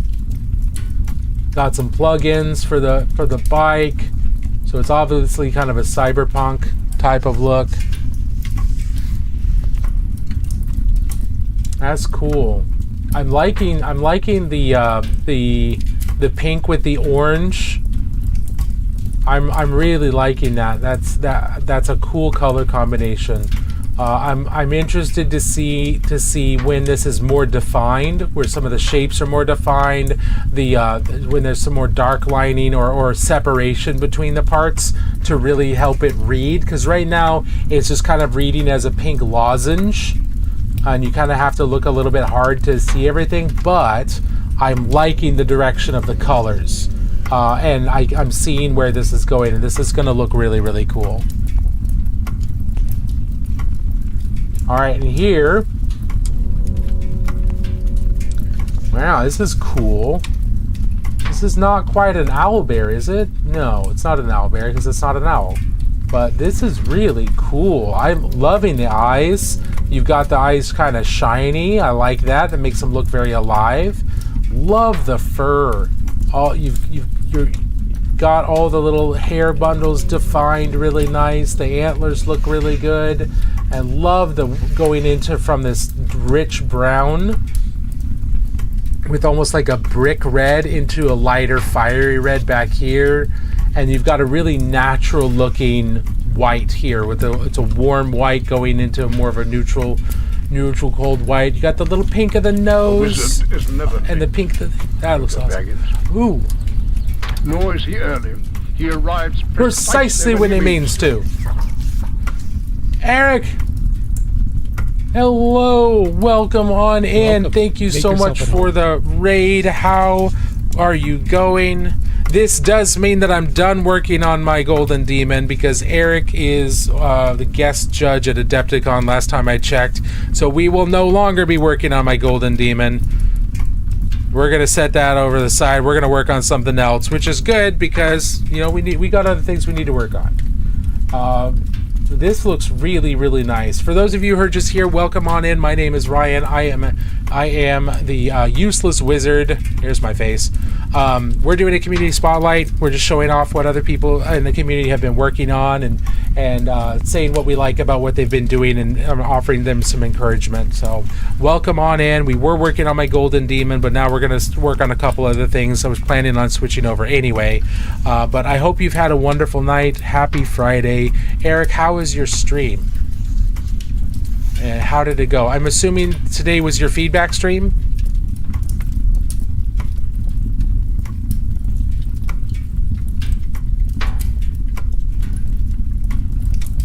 Good. Yes. Feedback tonight. Excellent. I'll have to watch some of the VOD. I really enjoy watching the VOD because I can rarely watch when you're live because I'm doing my day job and then I'm getting ready for stream.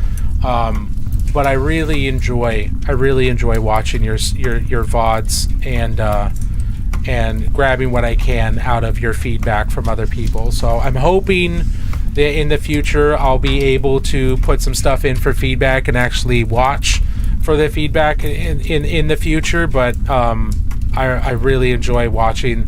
I really enjoy watching what you've been able to do for other people. It's always really helpful. Okay, so this last little bit here, I love how you've got the pink around the eyes. It helps it make look a lot more alive. It makes it look much more interesting. You've got the cool divide in the fur down here. You're going with the color change from the back down towards a more neutral brown, and then you've got your dark skin and dark fur down here. I'm really liking this. This looks really, really nice. This is cool. Who did this one? Give me a moment. Who did this one? Who dis?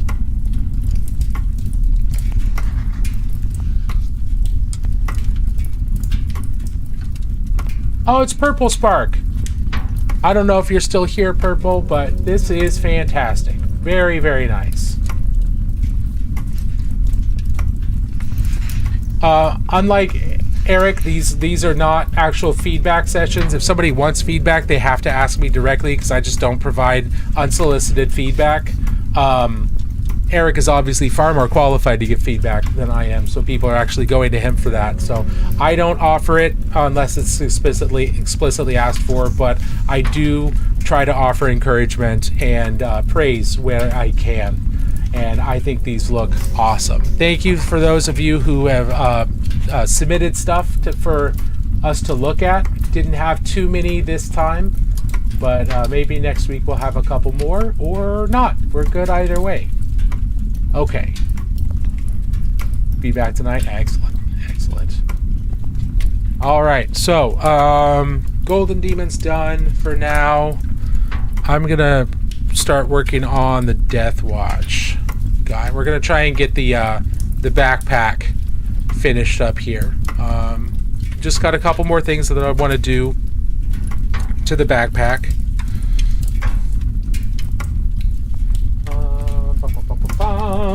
Where did my yellow go? Yes. So one thing I want to do is I want to punch up the glow on this on the top of this sensor here for the backpack. So we're going to take some bright bismuth yellow from Pro Acryl, and this is going to be a bit of glazing. I think I'm going to pick up where. Warm yellow's too warm for that, so we're just going to stick with this for now. Actually, I'm going to do a mix here of pale yellow and this bright bismuth yellow just to give it some more transparent or some more opacity. And this will also set up a bright point for me to do some glazing of the bismuth yellow right over it. So we're going to go right here on the top.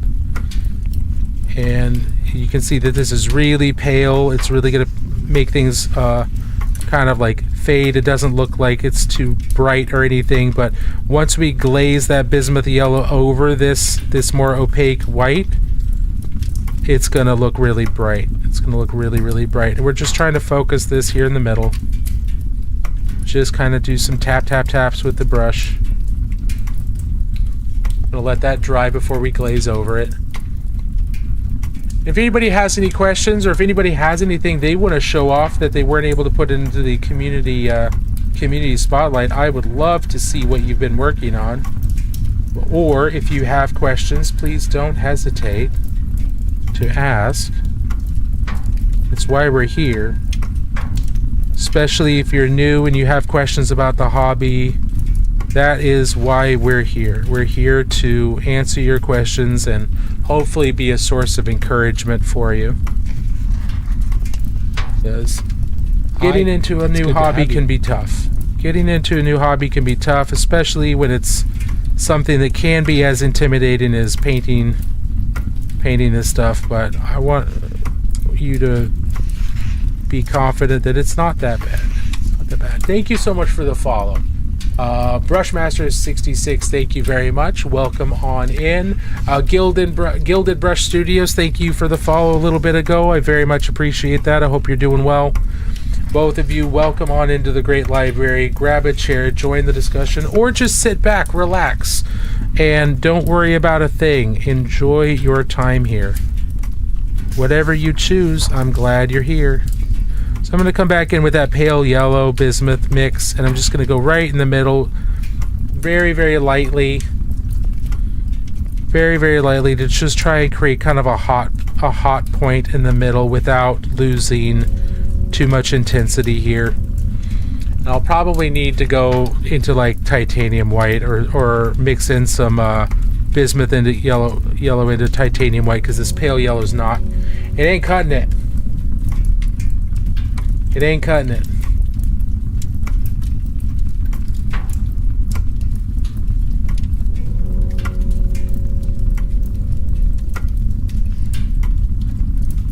So I want this to look really intense.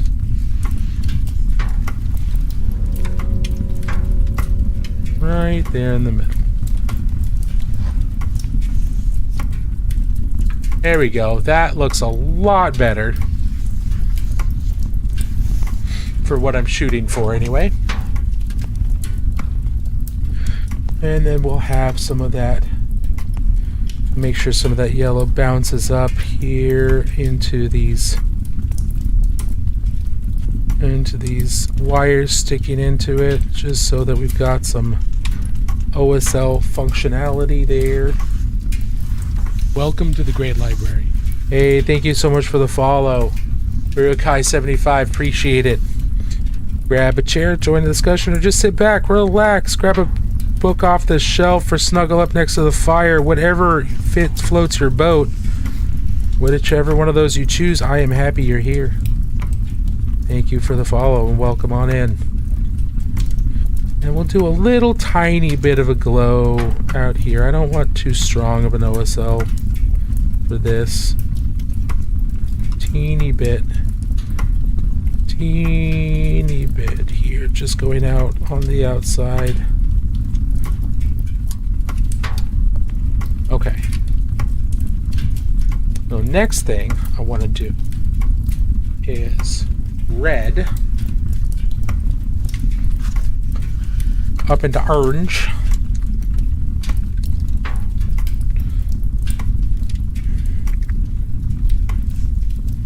And we're going to do these right up here.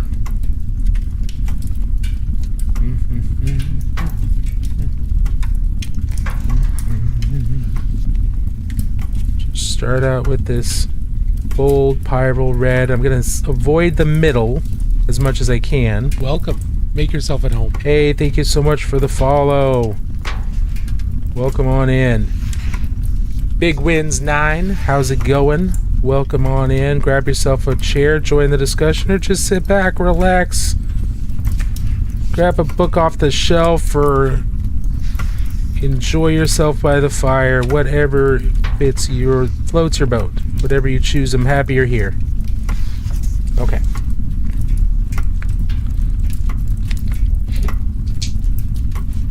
And we're gonna go into red, orange, and then orange here, and then probably punch up a little bit more past that, but I'm gonna go straight into orange here.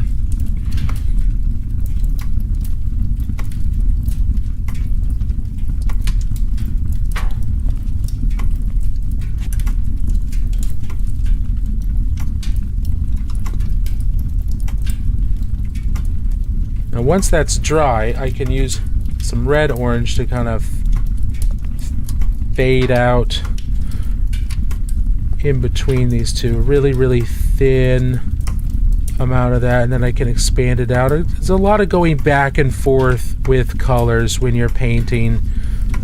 You're generally speaking, you're not going to get the effect you want for the most part, when you just do like one pass. Oftentimes you will have to do multiple passes of each color to kind of get it down to where you want the colors to be, how much of a gradient you want.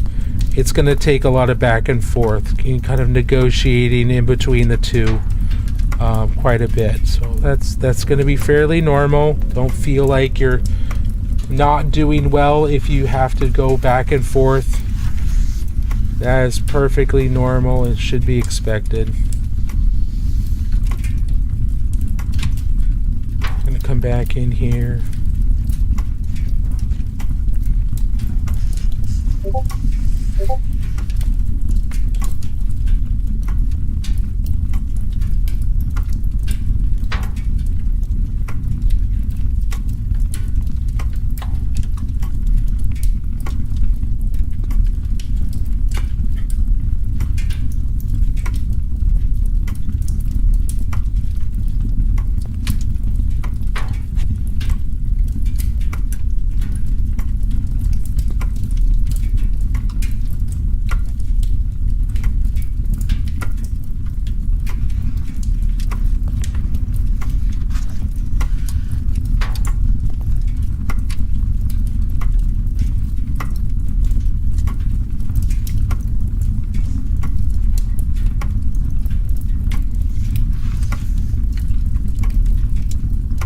There we go. You're welcome. Glad to be here. I'm glad to have you. You see, we've used multiple different colors going back and forth just to build up the intensity of that towards the middle. So we started with the bold pyro red, and then we went into orange to kind of set up where everything is, and then we went back to orange red. Yeah, orange red. It's one of the signatures from Rogue Hobbies. Orange red, and then I used that that bismuth yellow to kind of set up that glow in the middle, and then we just did glazes and back and forth. So you can see back and forth really allowed me to negotiate in between these to get a really bright, shiny, kind of intense glow there. Kind of did the same for both, though. Let's see. What else do we need to do? There are some things about this that I'm not a big fan of. A couple spots in here that I want to smooth out a little bit.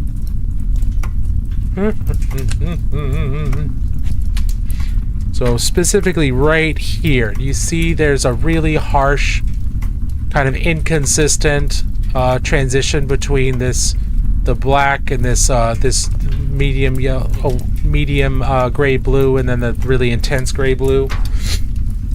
It's really inconsistent there. Now, if there was some damage there, like a dent or something, then that might make sense, because the dent is going to warp the reflection.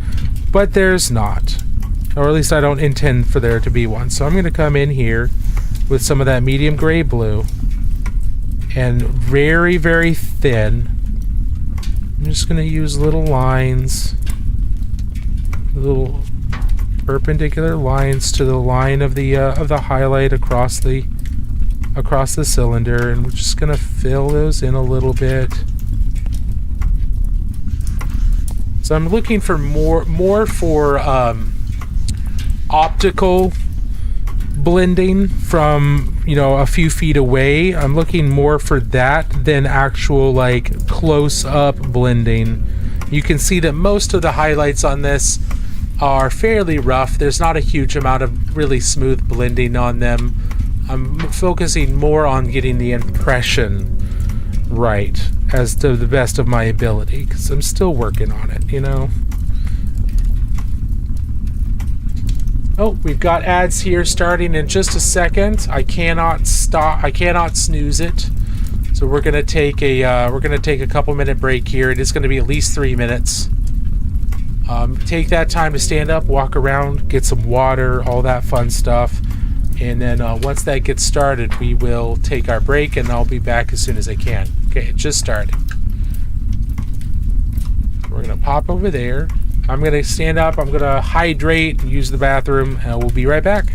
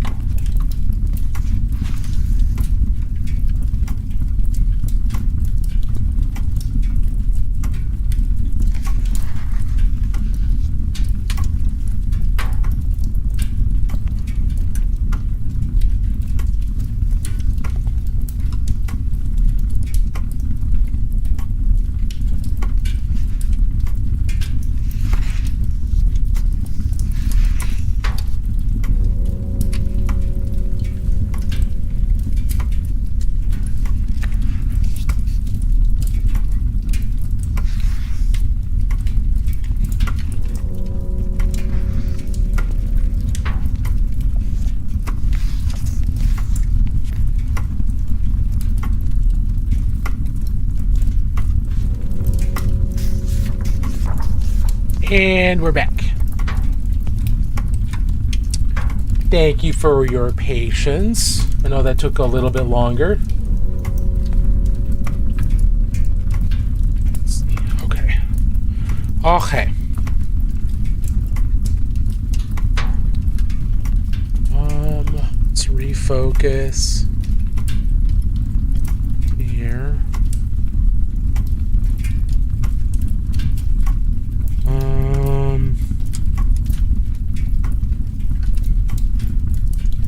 I need to get this out.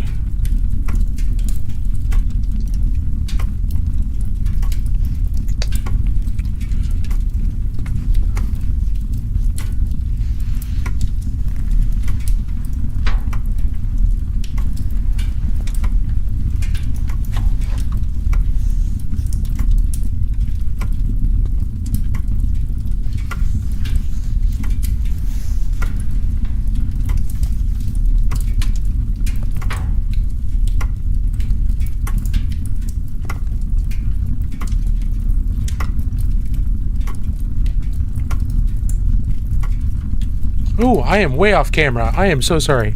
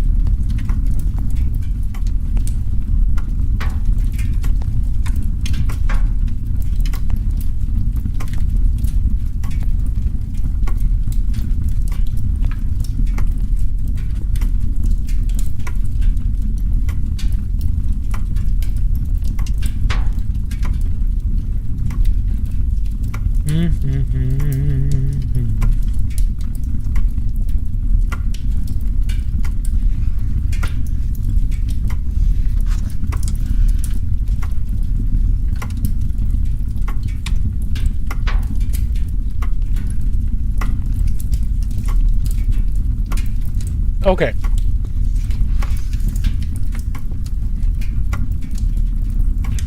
So let's see, what else do we need to do? There's a couple.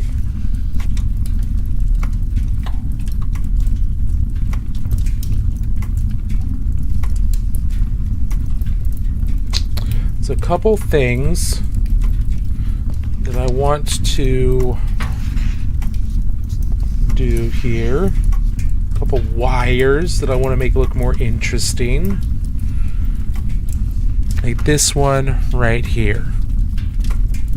So I don't know how well this is going to work, because I've never done this before. It's not on this model.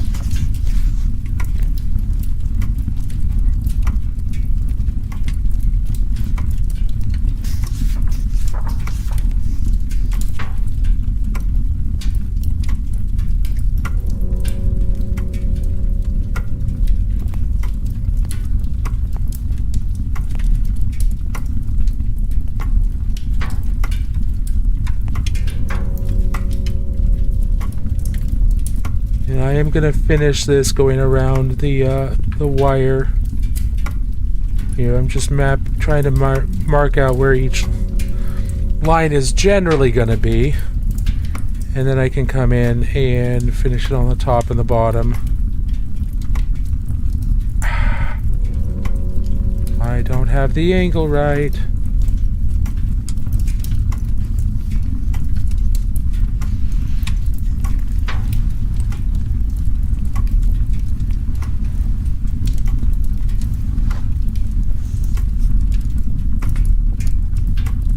If I've got too much paint on the bristle here, it's gonna flood. If I don't have enough, it's gonna dry. So I'm trying to get as close to the perfect amount as I can. It takes a little bit. Okay, and then we can go underneath. We want this to be at an angle.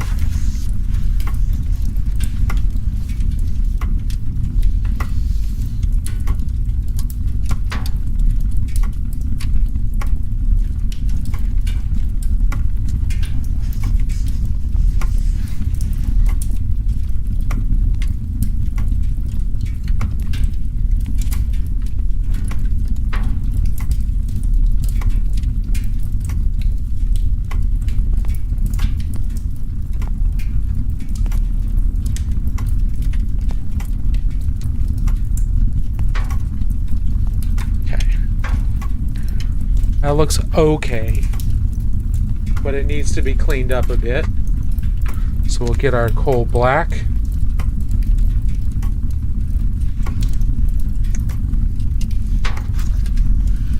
I'm going to use even smaller amounts of that because I want it to be even more controlled to neaten up the spacing a little bit.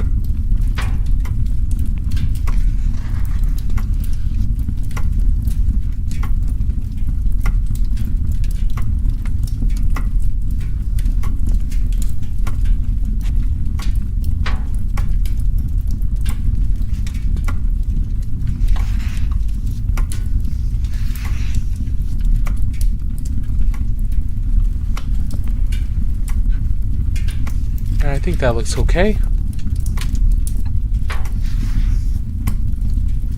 Let's see.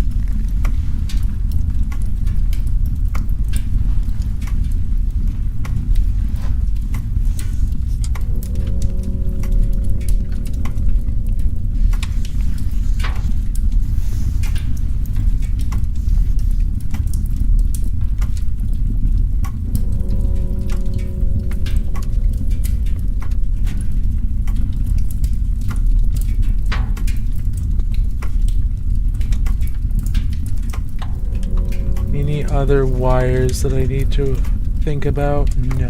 Okay, so what we're gonna do now is this little plug down here.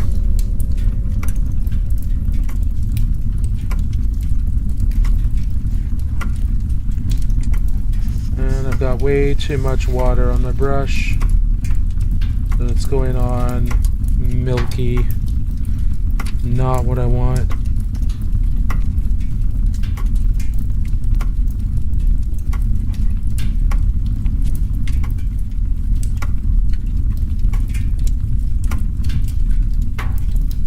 A wizard would like to renew their membership. Hey, Nerdy Tokyo, hey, thank you so much. Let's get your library card here in just a second. Give me just a moment. Appreciate you. Thank you for your continued support, always.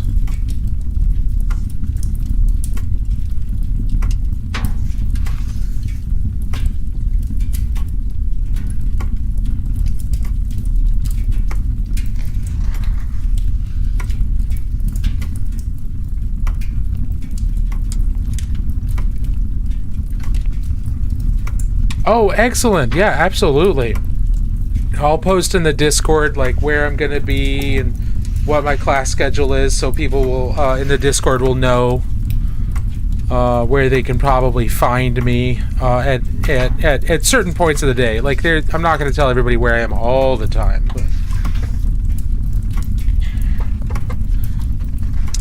but I'll put it in the Discord, and then I'm sure you'll find me if you wander around the vendor hall, and especially the painting area. I'll be spending a lot of time there.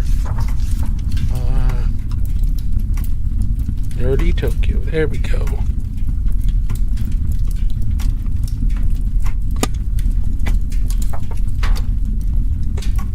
right, Nerdy Tokyo, here is your library card. Let's get you your stamp for 32 months. Look at that. Beautiful. Gorgeous. Beautiful stamp. You see that there? That's fantastic. It's really, really nice. Thank you so much. I hope you like your stamp and the colors that the library's got for you this month. Really appreciate it. Nerdy, are you doing anything? Are you doing any events or anything at Adepticon? Or are you just kind of going to have some fun and just hang out?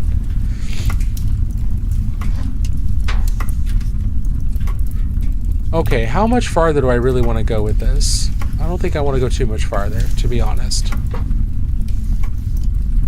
Very visible stamp. Yes, Rogue Leader. I'm glad you finally see it. I'm glad you're able to see it.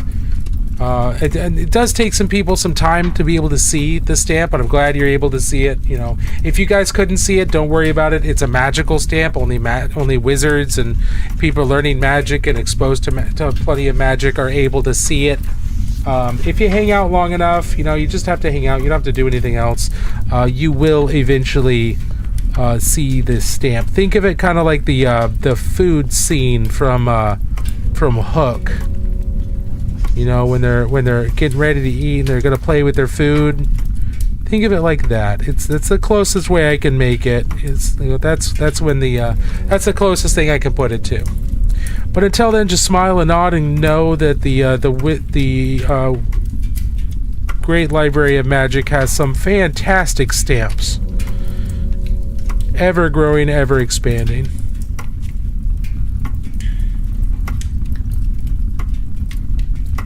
It is a magical library after all. You gotta have high quality stamps at a magical library. I've got a few classes lined up and I'm working on a Golden Demon entry that I hope to get across the finish line. Excellent. I'm looking forward to seeing that. Was working on a piece for Art Swap this morning and realized I still don't understand non-metallic metal and nearly crashed out, but it's fine. Everything is fine. You'll be fine. The only way to get to really figure out non-metallic metal is to just keep on trying. If you want, I'm happy to give any feedback. If you want to post any pictures of it in the Discord or anything, or message me in Discord, I would be happy to give you any kind of feedback if you want it. Just a friendly offer. Certainly don't have to take it. But if there's anything I can do to help you with the non-metallic metal, I would love to be able to help out with that.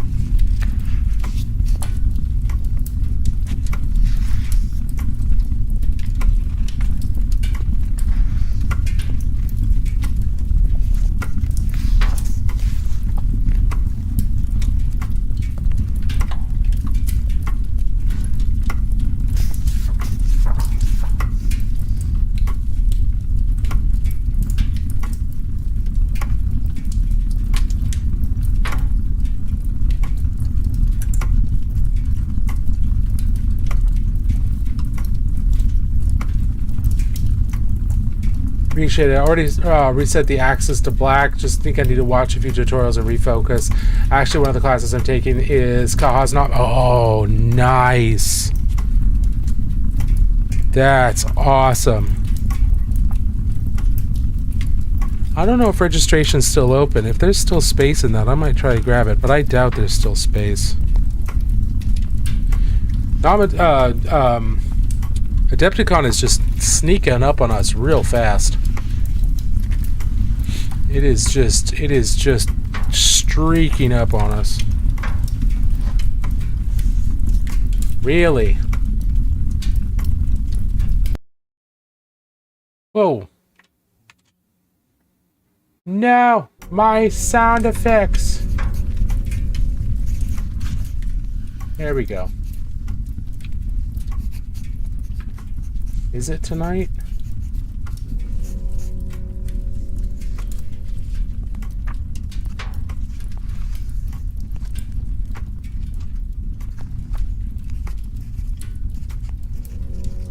February 27th. Oh. Uno momento, por favor.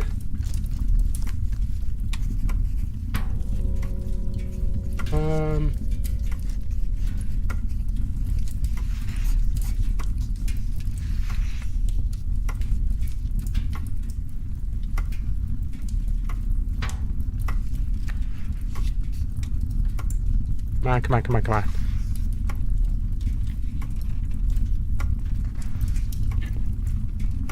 Nope, they're all full. Okay.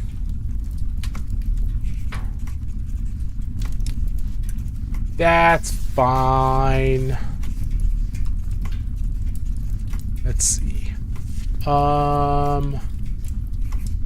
Warhammer events team are here in Tokyo for the Warhammer experience that's happening today. Had a good chat with some of them today. Ooh, that's cool. That's awesome. Anything interesting? Anything revealing? Any cool insights?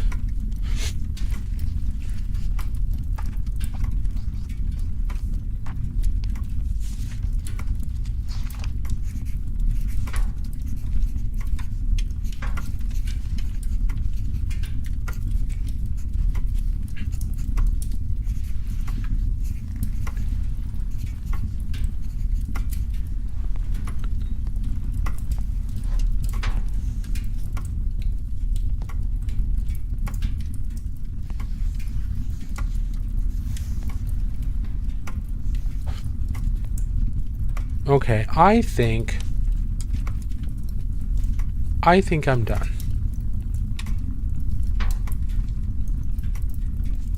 I think we're done with the backpack.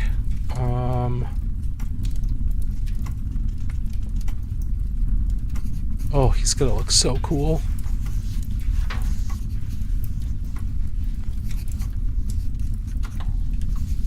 Yeah. All right, we're gonna remove the backpack from its cork, pull the paper clip out. I'm going to make sure it fits on him. Okay.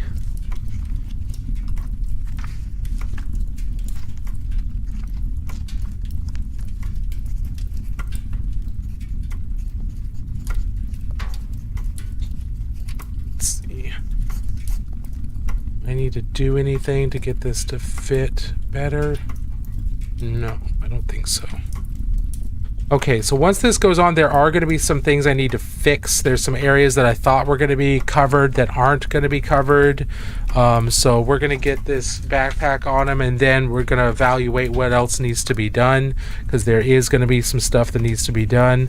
Now, when I'm doing this, I am going to be scraping off some of this paint, because this is going to physically attach to the backpack. So I don't want to glue paint to paint. So I'm going to scrape off some of the a bunch of the paint, so there's plenty of plastic showing.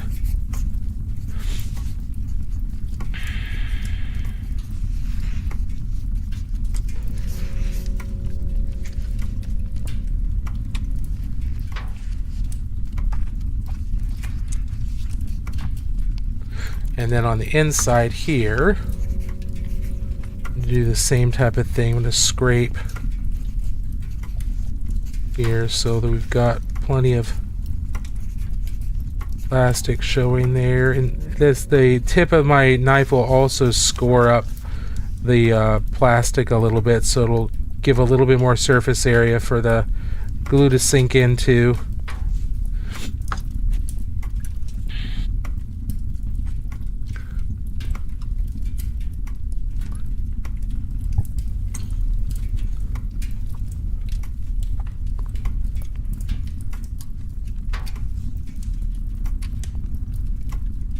You mentioned that you're taking a class that clashes with the reveal event, and I left that conversation without a small amount of FOMO. Oh no!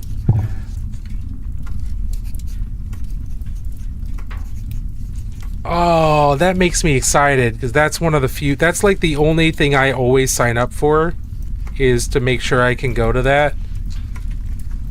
Because there have been years where it's been disappointing, but usually I'm usually pretty hyped by the end, at the end of it. I'm a simple man. I have simple needs. Oh, it's plugged. Of course it is. Why wouldn't it be plugged up?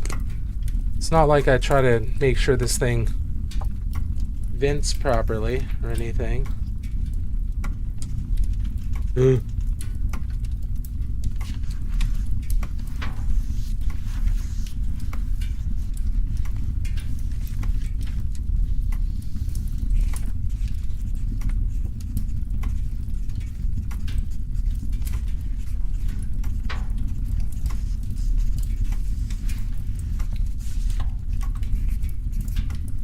Okay. Got some there. Got some super glue, and you notice that I did dry fit this first. Now, sit that on there.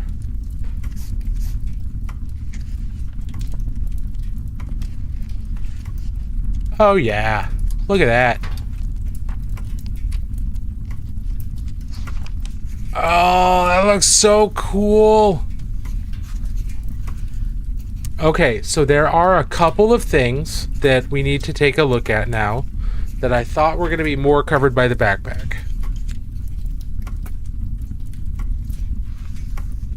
Back here, these back armor plates, back here, there's no highlighting back there, and there should be some, like maybe right in here, maybe a little bit up in here, but there definitely needs to be edge highlights in here because this is not being blocked by the backpack. So there should be some light reflection. The belt should also have far more intense reflections there. Same thing back here, maybe not as much, but there should definitely be some more intense highlighting back here because that's not covered up by the backpack anywhere near as much. Also, back of the collar needs a little bit, not much, but just a teeny bit. A lot of that is going to be in shadow, but right in here, the top of the shoulder blades on both sides needs a little bit of work. And then once that's done, we'll basically be done with him, I think. At least with him there, and then we can start working on painting the base that he's going to be on, because he's going to be invading a Tau world with bullet holes and explosives and all kinds of fun stuff. Okay.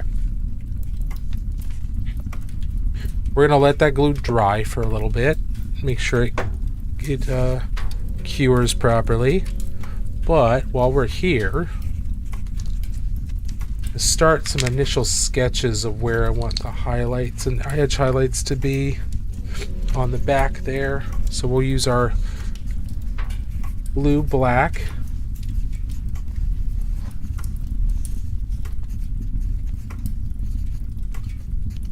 Got too much on my brush.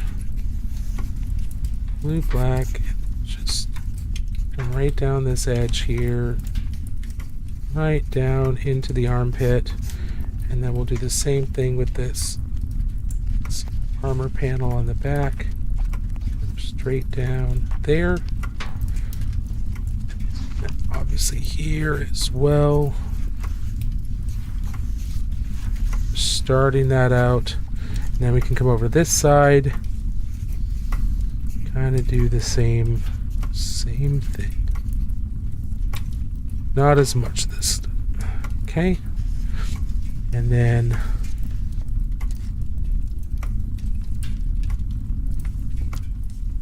right back here.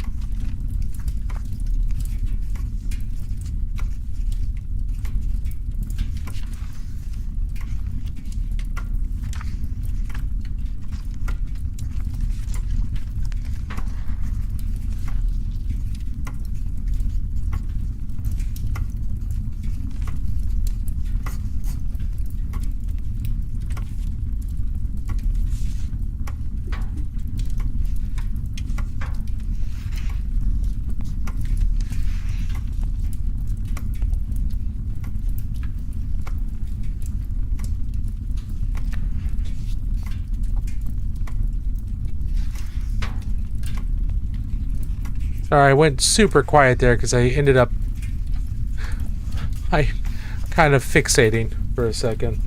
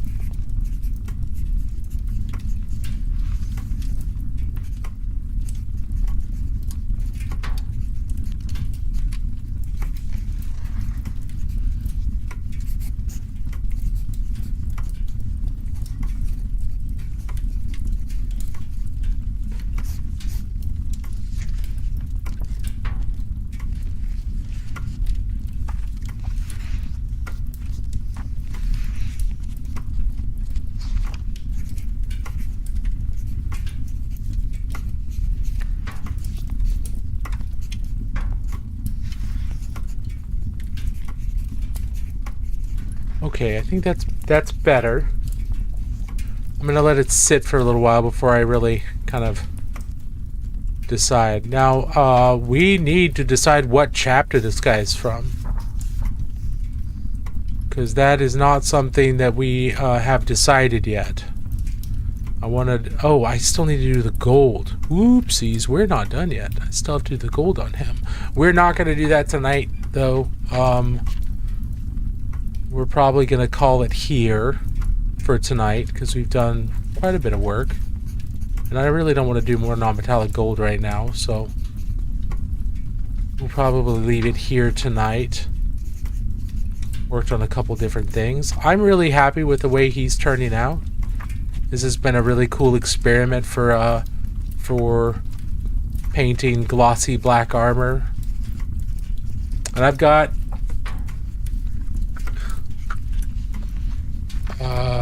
how many?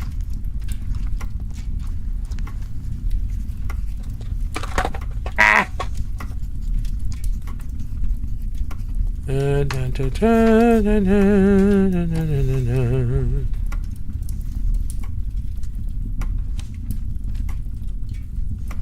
I've got like there's 9, 1 fell, 10, 11, 12, 13 more Death Watch to do. because I want to. So we've got lots of practice coming up for black glossy armor. Lots of practice. And this is just going to be a slow burn project, just like the Rainbow Warriors, the lieutenants for the Rainbow Warriors and the other things. There's slow burn projects when I don't have anything major going on, like Golden Demon or anything like that. But yeah, it's going to be kind of a fun, slow burn, ongoing project. And he's almost done. We still have to do the gold, and then we still have to decide on a chapter. I'm thinking either, well, because I have to freehand it, I'm trying to keep it to chapters that I don't have pre-sculpted shoulder pads for. So I've got them for the Ravens, I've got them for the Mentors, or the Raptors and the Mentors. I don't think I have one for